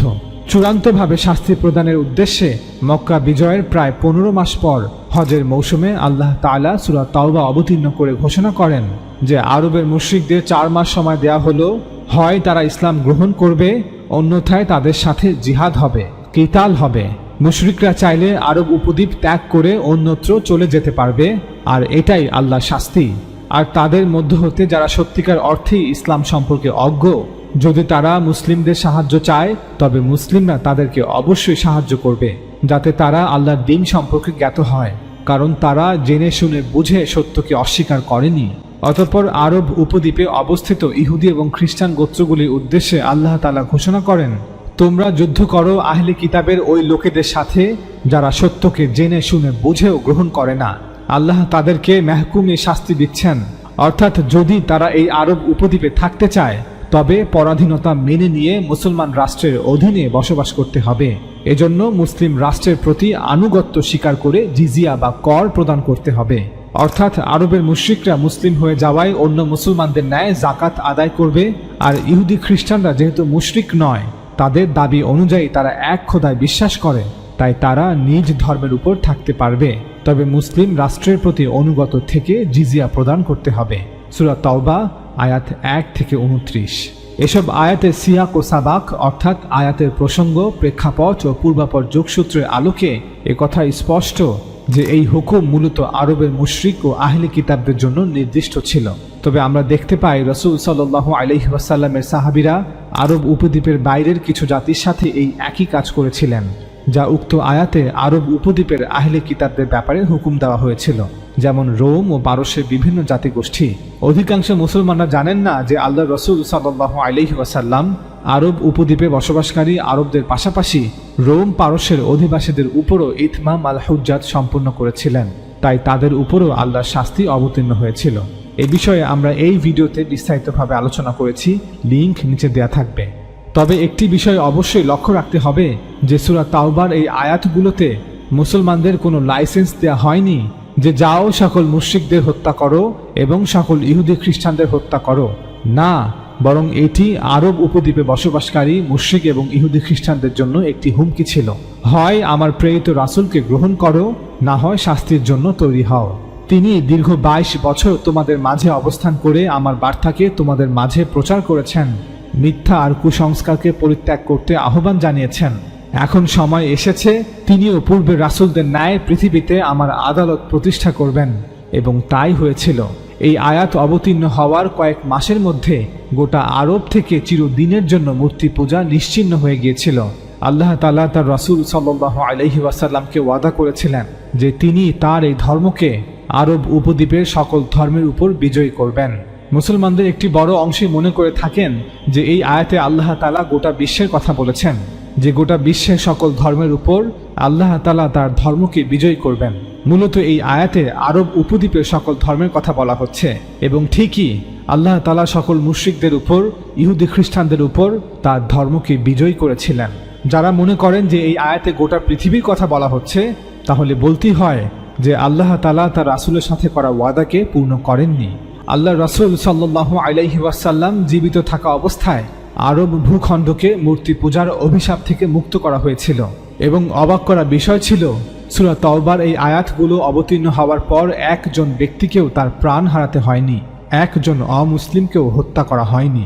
আরব উপদ্বীপের সবগুলো গোত্র ইচ্ছায় অথবা অনিচ্ছায় একে একে ইসলাম গ্রহণ করতে শুরু করে। সকল গোত্রের নেতারা আল্লাহ রাসূল সাল্লাল্লাহু আলাইহি ওয়াসাল্লামের হাতে বায়াত গ্রহণ করে। আরব উপদ্বীপের প্রায় সবগুলো অঞ্চল নাজদ, নাজরান, হিজাজ, ইয়েমান মুসলিম রাষ্ট্রের নিয়ন্ত্রণে চলে আসে। যদি কোনো গোত্র আবার পূর্বের অবস্থায় ফিরে যায়, অর্থাৎ আল্লাহ রাসূলের সাথে করা বায়াত ভঙ্গ করে এবং মূর্তি পূজায় ফিরে যায়, তবে তাদের উপরে এই বিশেষ আইন আবার কার্যকর করা হবে, যা সকলের কাছে মুরতাদ বা ইরতেদাদের শাস্তি হিসেবে বেশি পরিচিত। অর্থাৎ যদি কোনো আরব গোত্র হুমকির কারণে ভয়ে ইসলাম গ্রহণ করে এবং পরবর্তীতে ইসলাম ত্যাগ করে, তবে তারা সূরা তাওবায় বর্ণিত রিসালাতের এই বিশেষ আইনের অধীনে আবার চলে আসবে। তাদেরকে সূরা তাওবা অনুযায়ী আবার শাস্তি প্রদান করা হবে। আবু বকর রাদিয়াল্লাহু তাআলা আনহু তার শাসনামলে ঠিক এই কাজটি করেছিলেন। তিনি আরব উপদ্বীপের সকল মুরতাদ গোত্রগুলোর বিরুদ্ধে সূরা তাওবায় বর্ণিত রিসালাতের বিশেষ বিধান অনুযায়ী রিদ্দার যুদ্ধ করেছিলেন। আমাদের মনে রাখতে হবে যে এই আইন সকল স্থান এবং সকল সময়ের জন্য নয়। এই বিশেষ আইন কেবলমাত্র এবং শুধুমাত্র তখনই কার্যকর করা হবে যখন আল্লাহর পক্ষ থেকে কোনো নবীকে রাসূলের মর্যাদায় উন্নীত করে কোনো কওমের কাছে প্রেরণ করা হবে। এজন্যই আল্লাহ রাসূল সাল্লাল্লাহু আলাইহি ওয়াসাল্লাম বলেছেন, আল্লাহ তাআলা কর্তৃক আমাকে আদেশ করা হয়েছে যে আমি মানুষের বিরুদ্ধে সেই পর্যন্ত যুদ্ধ করতে থাকব যে পর্যন্ত না মানুষ বলবে লা ইলাহা ইল্লাল্লাহ, যে পর্যন্ত না মানুষ সাক্ষ্য দিবে যে আল্লাহ ছাড়া কোনো মাবুদ নেই এবং আমি আল্লাহর রাসূল। এই হাদিসে আরব উপদ্বীপের লোকেদের কথা বলা হচ্ছে, পৃথিবীর সকল স্থানের সকল যুগের সকল মানুষদের কথা বলা হচ্ছে না।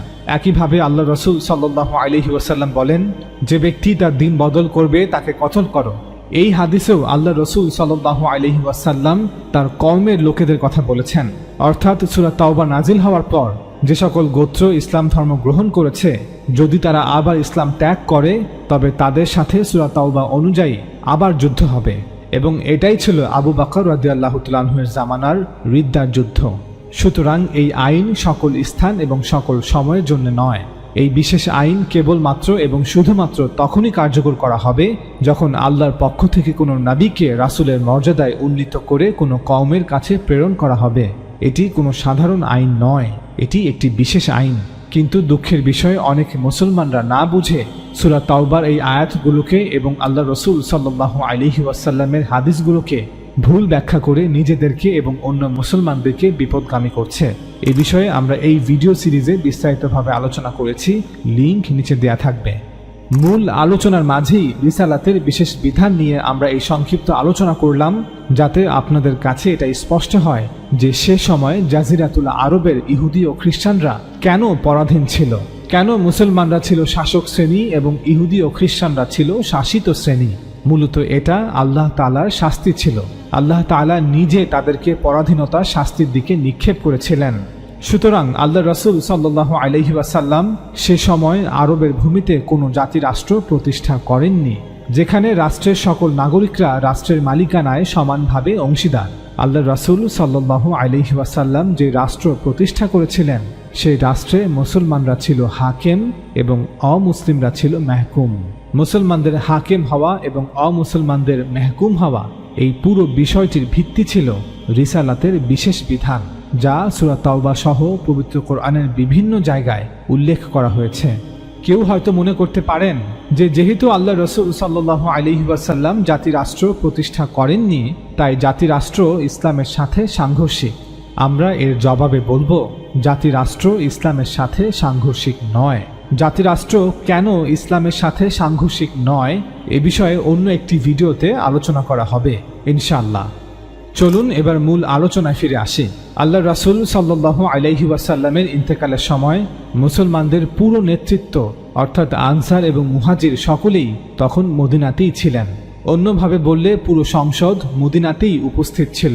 আমরা আগেও বলেছি যে মুহাজিরদের সাবেকুন আল আউয়ালিন অংশের প্রায় সকলেই ছিলেন কুরাইশ গোত্রের। তাদের প্রধান প্রধান নামগুলো আমরা ইতিপূর্বে একবার বর্ণনাও করেছি। রাসূল সাল্লাল্লাহু আলাইহি ওয়াসাল্লামের ইন্তেকালের পর এখন তারাই মুসলিম রাষ্ট্রের বিষয়ে চূড়ান্ত সিদ্ধান্তটি গ্রহণ করবেন। কে হবেন মুসলিম রাষ্ট্রের শাসক, কে হবেন আমিরুল মুমিনিন। মুসলমানদের এই বর্তমান নেতৃত্ব মুসলমানদের সকল আশা আকাঙ্ক্ষা এবং প্রত্যাশার বাস্তবায়ন করবেন। এই নতুন মুসলিম রাষ্ট্রে তারাই সকল মুসলমানদের প্রতিনিধিত্ব করবেন, অর্থাৎ আমরুহুম শুরা বাইনাহুম এই নীতির উপর ভিত্তি করে এখন তারাই মুসলিম রাষ্ট্রের বিষয়ে সবচেয়ে গুরুত্বপূর্ণ সিদ্ধান্তটি গ্রহণ করবেন।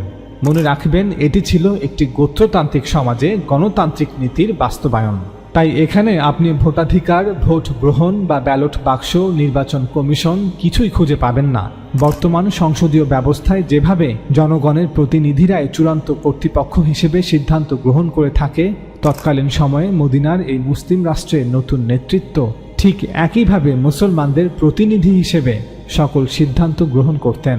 একটি গোত্রতান্ত্রিক সমাজে প্রতিষ্ঠিত রাষ্ট্রে সরকার প্রধান নির্বাচনের জন্য এটিই ছিল সর্বোত্তম উপায়। এমন নয় যে ওনারা জোর করে মুসলমানদের উপর চেপে বসেছেন এবং তরবারির জোরে নিজেদেরকে নেতা হিসেবে দাবি করেছেন। না, বরং মদিনায় হিজরতের পর মুসলিম জাতির দীর্ঘ 10 বছরের সকল লড়াই সংগ্রাম যুদ্ধ বিগ্রহ পরীক্ষার মধ্য দিয়ে এই নতুন নেতৃত্ব উঠে এসেছে, যাদেরকে আল্লাহ তাআলা নিজে সাবেকুন আল আউয়ালিন হিসেবে স্বীকৃতি দিয়েছেন, যাদের যোগ্যতা সক্ষমতা অবদানের কারণে রাসূল সাল্লাল্লাহু আলাইহি ওয়াসাল্লাম সব সময় তাদের অগ্রভাগে রেখেছেন। রাসূল সাল্লাল্লাহু আলাইহি ওয়াসাল্লামের ইন্তেকালের পর সেই দিন বিকেল বেলায় এই নতুন নেতৃত্বের একটি পরামর্শ সভা যা সাকিফাতে অনুষ্ঠিত হয়েছিল, সেখানে সিদ্ধান্ত হয় যে আবু বকর রাদিয়াল্লাহু তাআলা আনহু মুসলমানদের আমির হিসেবে দায়িত্ব পালন করবেন এবং তিনি এই মুসলিম রাষ্ট্রের একমাত্র শাসক। আপনাদের মধ্যে প্রশ্ন আসতে পারে, এই সিদ্ধান্তের বিরুদ্ধে কি কেউ দ্বিমত পোষণ করেননি? এর উত্তরে আমরা বলবো যে যদি অল্প সংখ্যক সাহাবা এতে দ্বিমত পোষণ করেও থাকেন তাতে কিছু যায় আসে না, কারণ সংখ্যাগরিষ্ঠ বা তারও অধিক সাহাবারা এই সিদ্ধান্তের পক্ষে ছিলেন। এমনকি বর্তমান গণতন্ত্রের নীতিতেও অল্প সংখ্যক লোকের দ্বিমত কোনো উল্লেখযোগ্য বিষয় নয়। সাকিফাতে বায়াত গ্রহণের পরের দিন মদিনার মসজিদে যখন প্রকাশ্যে ঘোষণা করা হয় যে গতকাল সাকিফায় উপস্থিত আনসার এবং মুহাজিররা আবু বকর রাদিয়াল্লাহু তাআলা আনহুকে আমিরুল মুমিনিন হিসেবে বাছাই করেছেন এবং সেখানে উপস্থিত সবাই তার হাতে বায়াত প্রদান করেছেন, তখন কি মদিনায় কোনো বিদ্রোহ শুরু হয়েছিল অথবা মদিনার মুসলমানরা কি আবু বকর রাদিয়াল্লাহু তাআলা আনহুর হাতে বায়াত প্রদান করতে অস্বীকৃতি জানিয়েছিল? এগুলোর কোনোটিই ঘটেনি। মানুষ স্বেচ্ছায় আবু বকর রাদিয়াল্লাহু তাআলা আনহুকে তাদের শাসক হিসেবে মেনে নিয়েছিল এবং মদিনার সকলে তার হাতে বায়াত প্রদান করেছিল। সুতরাং এটা ঐতিহাসিক সত্য যে অধিকাংশ মানুষের সম্মতিতে অর্থাৎ যথাযথ গণতান্ত্রিক নীতির ভিত্তিতে আবু বকর রাদিয়াল্লাহু তাআলা আনহুর কাছে মুসলিম রাষ্ট্রের কর্তৃত্ব হস্তান্তর করা হয়। সুতরাং যখন বর্তমান সময়ের কিছু লোকেরা বলেন যে খেজুর বাগানের একটি ছাউনিতে বসে কিছু লোক আবু বকর রাদিয়াল্লাহু তাআলা আনহুকে খলিফা হিসেবে নির্বাচন করেছে, এটি তাদের অজ্ঞতা ছাড়া আর কিছুই নয়। আমাদের মনে রাখতে হবে যে সরকার প্রধান নির্বাচনের উসুল বা নীতিটি হল কোরআনের সেই আয়াত আমরুহুম শুরা বাইনাহুম। মুসলমানদের কাজকর্ম তাদের পারস্পরিক পরামর্শের ভিত্তিতে পরিচালিত হয়। ওমর রাদিয়াল্লাহু তাআলা আনহু তার খিলাফতের শেষ দিকে এক দীর্ঘ খুতবায় এই মূল নীতিটি অত্যন্ত গুরুত্বের সাথে উল্লেখ করেছিলেন।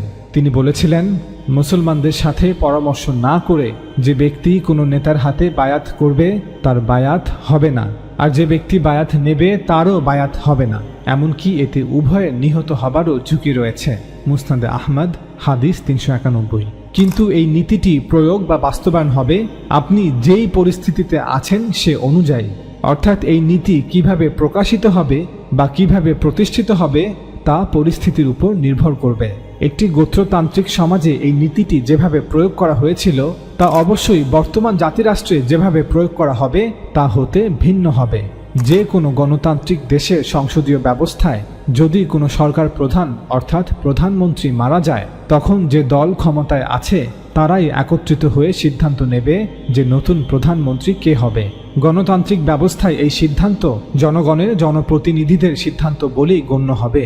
এখন তারা বাগানের ছাউনিতে বসে সিদ্ধান্ত নিয়েছে নাকি দলীয় কার্যালয়ে বসে সিদ্ধান্ত নিয়েছে নাকি সংসদে বসে সিদ্ধান্ত নিয়েছে সেটা গুরুত্বপূর্ণ বিষয় নয়। গুরুত্বপূর্ণ বিষয় হচ্ছে জনগণের প্রতিনিধিরা এই সিদ্ধান্ত নিয়েছে কিনা। আবু বকর রাদিয়াল্লাহু তাআলা আনহুর ইন্তেকালের পর কুরাইশের এই নতুন নেতৃত্বই ওমর রাদিয়াল্লাহু তাআলা আনহুর আমির হওয়া বিষয়ে সিদ্ধান্ত গ্রহণ করেছিল। ঠিক যেভাবে আধুনিক বিশ্বের যে কোনো গণতান্ত্রিক রাষ্ট্রে কোনো প্রধানমন্ত্রী মৃত্যুবরণ করলে ক্ষমতাসীন দলের মূল নেতৃত্বই সিদ্ধান্ত নেয় যে প্রয়াত প্রধানমন্ত্রীর স্থলাভিষিক্ত কে হবে। ওমর রাদিয়াল্লাহু তাআলা আনহুর খলিফা হওয়া বিষয়ে অনেকেই বলে থাকেন যে একজন রাজা তার মৃত্যুর পূর্বে যেভাবে তার উত্তরাধিকারী ঘোষণা করে যান, ঠিক একইভাবে আবু বকর রাদিয়াল্লাহু তাআলা আনহু ওমর রাদিয়াল্লাহু তাআলা আনহুকে তার পরবর্তী খলিফা হিসেবে ঘোষণা করে গিয়েছেন। বাস্তবতা হচ্ছে এটি একটি মিথ্যা এবং ভুল কথা, এটি ইতিহাসের একটি ভুল ব্যাখ্যা। আবু বকর রাদিয়াল্লাহু তাআলা আনহু কুরআনের উসুল এবং রাসূল সাল্লাল্লাহু আলাইহি ওয়াসাল্লামের নির্দেশ মোতাবেক অধিকাংশের মতামত অনুযায়ী ওমর রাদিয়াল্লাহু তাআলা আনহুকে তার পরবর্তী খলিফা হিসেবে ঘোষণা করেছিলেন। আবু বকর রাদিয়াল্লাহু তাআলা আনহু প্রায় 2 বছর 3 মাস খলিফা হিসেবে দায়িত্ব পালন করেছিলেন। 634 খ্রিস্টাব্দের আগস্ট মাসে তিনি হঠাৎ অসুস্থ হয়ে পড়েন। সে সময় তিনি প্রচণ্ড জ্বর অনুভব করছিলেন এবং ভীষণ দুর্বল হয়ে পড়েছিলেন, এমনকি বিছানা থেকেও আর উঠে দাঁড়াতে পারেননি। তিনি বুঝতে পেরেছিলেন যে এই জগতে তিনি আর মাত্র কয়েক দিনের মুসাফির। তাই তিনি মদিনায় উপস্থিত সকল মুহাজির ও আনসারদের প্রথম শ্রেণীর নেতাদের তার কামরায় ডেকে আনলেন। তিনি তাদের উদ্দেশ্যে বললেন, আমি মনে করি সবচেয়ে ভালো হয় যদি আমি তোমাদের জন্য কাউকে আমির হিসেবে বেছে নিই, যাতে তোমরা আমার পরবর্তীতে নিজেদের মধ্যে কোনো বিবাদে লিপ্ত না হও। তাই তোমরা বলো আমার কাকে নির্বাচন করা উচিত।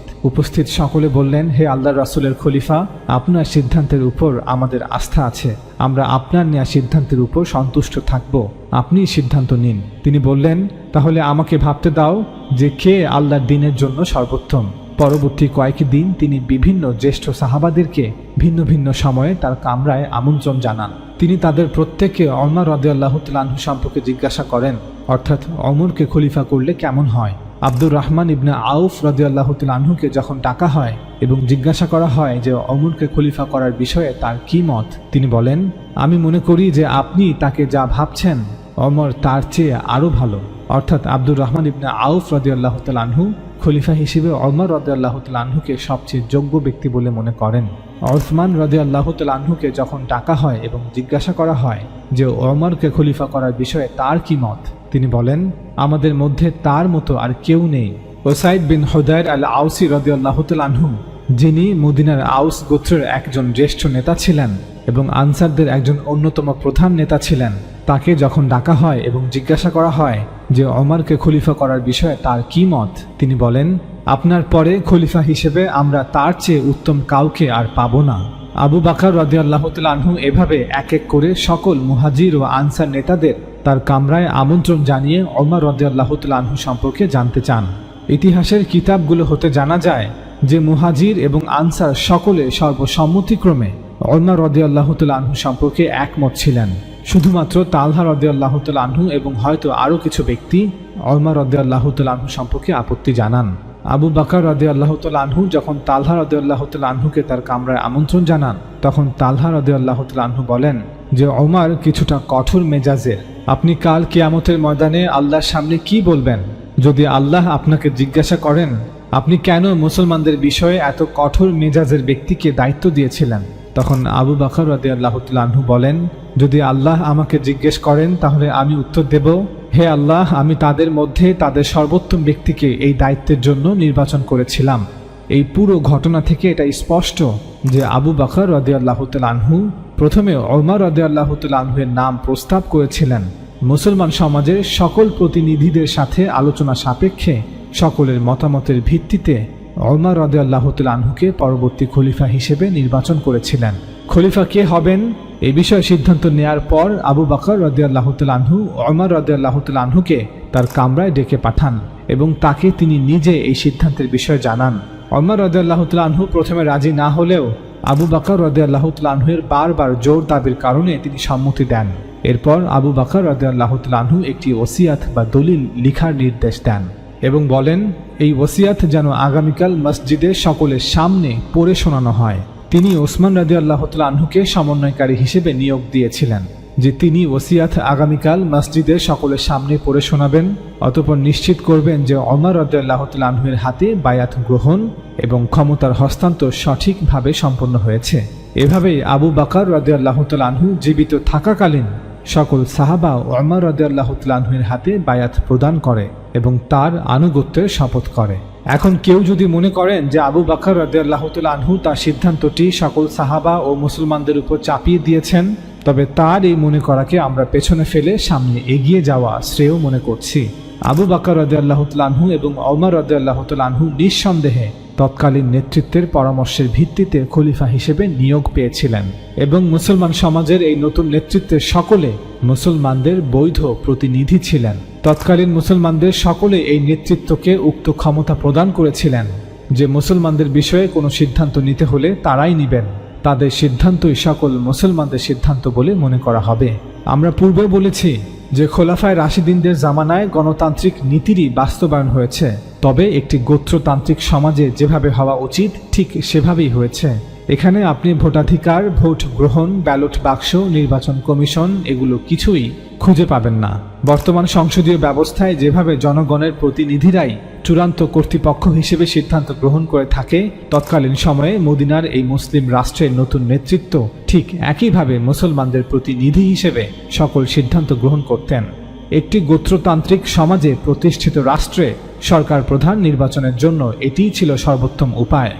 ওমর রাদিয়াল্লাহু তাআলা আনহু খলিফা হিসেবে নির্বাচিত হওয়ার পর তিনি প্রায় 10 বছর 73 দিন বা কিছু কম বেশি মুসলমানদের আমির হিসেবে দায়িত্ব পালন করেছেন। তার শাসনামলেই মুসলমানরা রোম ও পারস্যকে বিজয় করেছে। 644 খ্রিস্টাব্দের 3রা নভেম্বর পারস্যের একজন গোলাম আবু লুলু আল মাজুসি ফাইরোজ ওমর রাদিয়াল্লাহু তাআলা আনহুকে মসজিদে ফজরের নামাজরত অবস্থায় ছুরিকাঘাত করে। আবু লুলু আল মাজুসি ফাইরোজ ছিল একজন যুদ্ধবন্দী। পারস্যের কোনো এক যুদ্ধে সে মুসলমানদের হাতে বন্দী হয়। পারস্যের ধর্ম জরোআস্ট্রিয়ানিজম ত্যাগ করে ইসলাম ধর্ম গ্রহণ করায় মুগিরা ইবনে শুবা রাদিয়াল্লাহু তাআলা আনহু তাকে ইরাক থেকে খিলাফতের রাজধানী মদিনায় নিয়ে আসেন। যদিও ওমর রাদিয়াল্লাহু তাআলা আনহু মদিনার মুসলমানদের নিরাপত্তার স্বার্থে আইন করে নিষেধ করেছিলেন যে মুসলমানরা যে সকল অঞ্চল বিজয় করেছে সেখানকার কোনো নারী বা পুরুষ মদিনায় বসবাস করতে পারবে না, যদিও সে ইসলাম ধর্ম গ্রহণ করে। কারণ সে হয়তো সত্যিকার অর্থে ইসলাম ধর্ম গ্রহণ করেনি, কোনো ক্ষতি সাধনের উদ্দেশ্যে মদিনায় বসবাস করতে চায় এবং প্রতিশোধের ক্ষোভে সে ভয়ঙ্কর কিছু করতেও পারে। তবে ওমর রাদিয়াল্লাহু তাআলা আনহুর ব্যক্তিগত অনুমতি সাপেক্ষে পরবর্তীতে কিছু অনারব নও-মুসলিমদের মদিনায় প্রবেশের অনুমতি দেয়া হয়, যারা বিশেষ বিশেষ কাজে পারদর্শী ছিল। আবু লুলু আল মাজুসি ফাইরোজ সেই সুযোগে মদিনায় প্রবেশ করে। ইতিহাসের কিতাবে বলা হয়েছে সে একাধারে কামার ও কাঠ মিস্ত্রি ছিল, তাছাড়া সে বুনন কাজও করতে পারত। তখন ওমর রাদিয়াল্লাহু তাআলা আনহু ফজরের নামাজের ইমামতি করছিলেন। আবু লুলু নামাজের প্রথম কাতারে দাঁড়িয়েছিল যাতে ওমর রাদিয়াল্লাহু তাআলা আনহুকে সহজেই আঘাত করা যায়। সে তার সঙ্গে একটি দুমুখী খঞ্জর লুকিয়ে রেখেছিল। অতঃপর নামাজরত অবস্থায় সে ওমর রাদিয়াল্লাহু তাআলা আনহুকে 3টি আঘাত করেছিল। কেউ কেউ বলেন 6টি আঘাত করেছিল। তন্মধ্যে একটি ছিল নাভির নিচে, ফলে তার পেটে একটি বড় গভীর ক্ষতের সৃষ্টি হয় এবং পাকস্থলী কেটে যায়। তিনি সঙ্গে সঙ্গে দণ্ডায়মান অবস্থা থেকে নিচে ঢলে পড়লেন। সেই কাফিরটি তার খঞ্জর সহ পলায়নের চেষ্টা করলে লোকেরা তাকে পাকড়াও করার চেষ্টা করে। সে যাকেই সামনে পেল তাকেই ছুরি দিয়ে আঘাত করল। রাওয়ায়াতে বলা হয়েছে যে সে এভাবে 13 জনকে আঘাত করল। পরবর্তীতে তন্মধ্যে 6 জন মারা গিয়েছিল। বলা হয়ে থাকে এত মৃত্যুর মূল কারণ ছিল খঞ্জরটি বিষ মিশ্রিত ছিল। পলায়নের সময় মসজিদ প্রাঙ্গণে সাহাবা এবং তাবেঈরা তাকে ঘিরে ধরে। একজন তার মুখের উপর একটি বড় আলখাল্লা নিক্ষেপ করে এবং বাকিরা তখন তার উপর ঝাঁপিয়ে পড়ে। তখন সে তার খঞ্জরটি দিয়ে নিজের বুকে নিজেই ছুরিকাঘাত করল। হৃৎপিণ্ডে ক্ষতের কারণে সে ঘটনাস্থলে নিহত হয়। ছুরিকাঘাতে আহত হওয়ার পর ওমর রাদিয়াল্লাহু তাআলা আনহু আরও 3 দিন বেঁচে ছিলেন। তিনি সর্বপ্রথম পরবর্তী খলিফা কে হবেন তা নির্ধারণ করার জন্য সাহাবাদের তাগিদ দিলেন। অনেকে বলে থাকেন যে ওমর রাদিয়াল্লাহু তাআলা আনহু নাকি সে সময়ে 6 জনের শুরা গঠন করে দিয়েছিলেন। সত্য হচ্ছে তিনি কোনো শুরা গঠন করেননি। তিনি বলেছিলেন এখন মদিনায় মুহাজির এবং কুরাইশ গোত্রের মাত্র 6 জন ব্যক্তি এমন আছে যারা খিলাফতের দায়িত্ব পালন করতে সক্ষম। অর্থাৎ মুহাজির এবং কুরাইশ গোত্রের মধ্য হতে এই 6 জন এমন ব্যক্তি ছিলেন যাদের নেতৃত্ব মুসলমানরা মেনে নেবে, যারা সকল মুসলমানদের কাছে গ্রহণযোগ্য। মূলত তারা ছিলেন 6 জন প্রার্থী, খলিফা পদের জন্য যোগ্য 6 জন প্রার্থী। খেলাফত নিয়ে যদি কোনো মতবিরোধ হয়ে থাকে তবে তা এই 6 জনের মধ্যেই হবে, কারণ কুরাইশ গোত্রের মধ্যে এমন আর কেউ নেই যারা সকল মুসলমানদের নিকট এই 6 জনের মতো গ্রহণযোগ্য। এই 6 জন ছিলেন আব্দুর রহমান ইবনে আউফ রাদিয়াল্লাহু তাআলা আনহু, ওসমান ইবনে আফফান রাদিয়াল্লাহু তাআলা আনহু, আলী ইবনে আবি তালিব রাদিয়াল্লাহু তাআলা আনহু, সাদ ইবনে আবি ওয়াক্কাস রাদিয়াল্লাহু তাআলা আনহু, তালহা ইবনে উবাইদুল্লাহ রাদিয়াল্লাহু তাআলা আনহু, জুবাইর ইবনুল আওয়াম রাদিয়াল্লাহু তাআলা আনহু। ওমর রাদিয়াল্লাহু তাআলা আনহু এই 6 জনের সমন্বয়ে একটি সূরা গঠন করেননি। তিনি বলেছেন, তোমরা এই 6 জন বসে সিদ্ধান্ত নাও যে তোমাদের মধ্যে কে খলিফা হবে। তারাই ছিলেন সকল মুসলমানদের প্রতিনিধি। তোমরা যার বিষয়ে সিদ্ধান্ত নিবে সকল মুসলমান তাকেই খলিফা হিসেবে মেনে নিবে। উদাহরণস্বরূপ ধরুন, যদি বাংলাদেশের সকল রাজনৈতিক দলগুলো একত্রে মিলে একটি জাতীয় সরকার গঠন করতে চায় এবং সকল রাজনৈতিক দলগুলোর পরামর্শ সাপেক্ষে এই নতুন জাতীয় সরকারের প্রধান হিসেবে জনাব এক্সকে নির্বাচন করা হয়, তবে ধরে নেওয়া হবে যে বাংলাদেশের সকল মানুষ এই সিদ্ধান্তের প্রতি সম্মতি প্রদান করেছে, কারণ বাংলাদেশের এই রাজনৈতিক দলগুলোই বাংলাদেশের সকল মানুষের প্রতিনিধিত্ব করে। আর জাতীয় সরকারের প্রধান কে হবে এই বিষয়ে বাংলাদেশে যদি কোনো মতবিরোধ হয়ে থাকে তবে তা এই রাজনৈতিক দলগুলোর মধ্যেই হবে। আরেকটি উদাহরণ হচ্ছে, যদি এই রাজনৈতিক দলগুলোর প্রধান নেতৃবৃন্দ একত্রে বসে সিদ্ধান্ত নেয় যে আমরা বাংলাদেশে পার্লামেন্টারি সিস্টেম বাতিল ঘোষণা করে প্রেসিডেন্সিয়াল সিস্টেম চালু করতে চাই, তবে ধরে নেওয়া হবে যে বাংলাদেশের সকল মানুষ এই সিদ্ধান্তের প্রতি সম্মতি প্রদান করেছে, কারণ বাংলাদেশের এই রাজনৈতিক দলগুলোই বাংলাদেশের সকল মানুষের প্রতিনিধিত্ব করে। আর পার্লামেন্টারি সিস্টেম নিয়ে যদি বাংলাদেশে কোনো মতবিরোধ হয়ে থাকে, তবে তা এই রাজনৈতিক দলগুলোর মধ্যেই হবে। আরেকটি উদাহরণ হচ্ছে, 2024 সালের আগস্টে স্বৈরাচার আওয়ামী সরকারের পতনের পর যখন বৈষম্য বিরোধী ছাত্র আন্দোলনের কেন্দ্রীয় সমন্বয়করা ডক্টর মোহাম্মদ ইউনূসকে সরকার প্রধান হিসেবে নির্বাচন করেছিল, তখন ধরে নেওয়া হয়েছিল যে সর্বস্তরের জনগণ এবং সকল রাজনৈতিক দলগুলো এই সিদ্ধান্তে সম্মতি প্রদান করেছে, কারণ বাংলাদেশের সকল জনগণ এবং রাজনৈতিক দলগুলো এই বৈষম্য বিরোধী ছাত্র আন্দোলনের কেন্দ্রীয় সমন্বয়কদের নেতৃত্বেই স্বৈরাচার পতনের আন্দোলন করেছিল। সরকার পতনের পর এখন এই বৈষম্য বিরোধী ছাত্র আন্দোলনের কেন্দ্রীয় সমন্বয়করাই বাংলাদেশের সকল মানুষের প্রতিনিধিত্ব করছে। একইভাবে সে সময় এই 6 জন কুরাইশি এবং মুহাজির সাহাবীরাই সকল মুসলমানদের প্রতিনিধিত্ব করেছিলেন।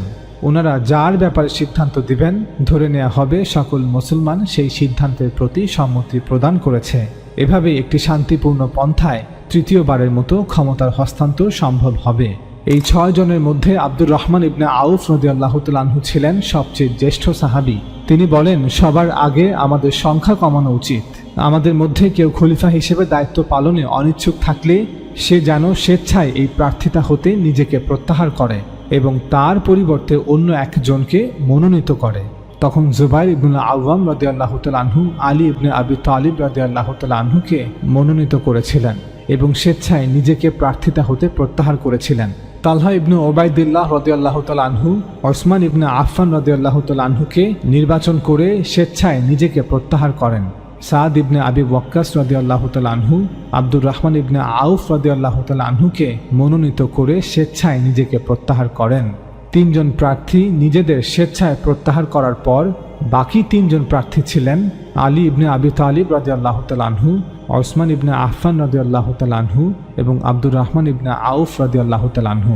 এই পরিস্থিতিতে আব্দুর রহমান ইবনে আউফ রাদিয়াল্লাহু তাআলা আনহু বলেন, আমিও খলিফা হতে চাই না, অতএব তোমাদের 2 জনের মধ্যে কে অন্যের জন্য নিজেকে প্রত্যাহার করবে, যাতে করে একজনকে খলিফা হিসেবে নির্বাচন করা যায়। তখন আলী ইবনে আবি তালিব রাদিয়াল্লাহু তাআলা আনহু এবং ওসমান ইবনে আফফান রাদিয়াল্লাহু তাআলা আনহু দুজনই নিশ্চুপ ছিলেন।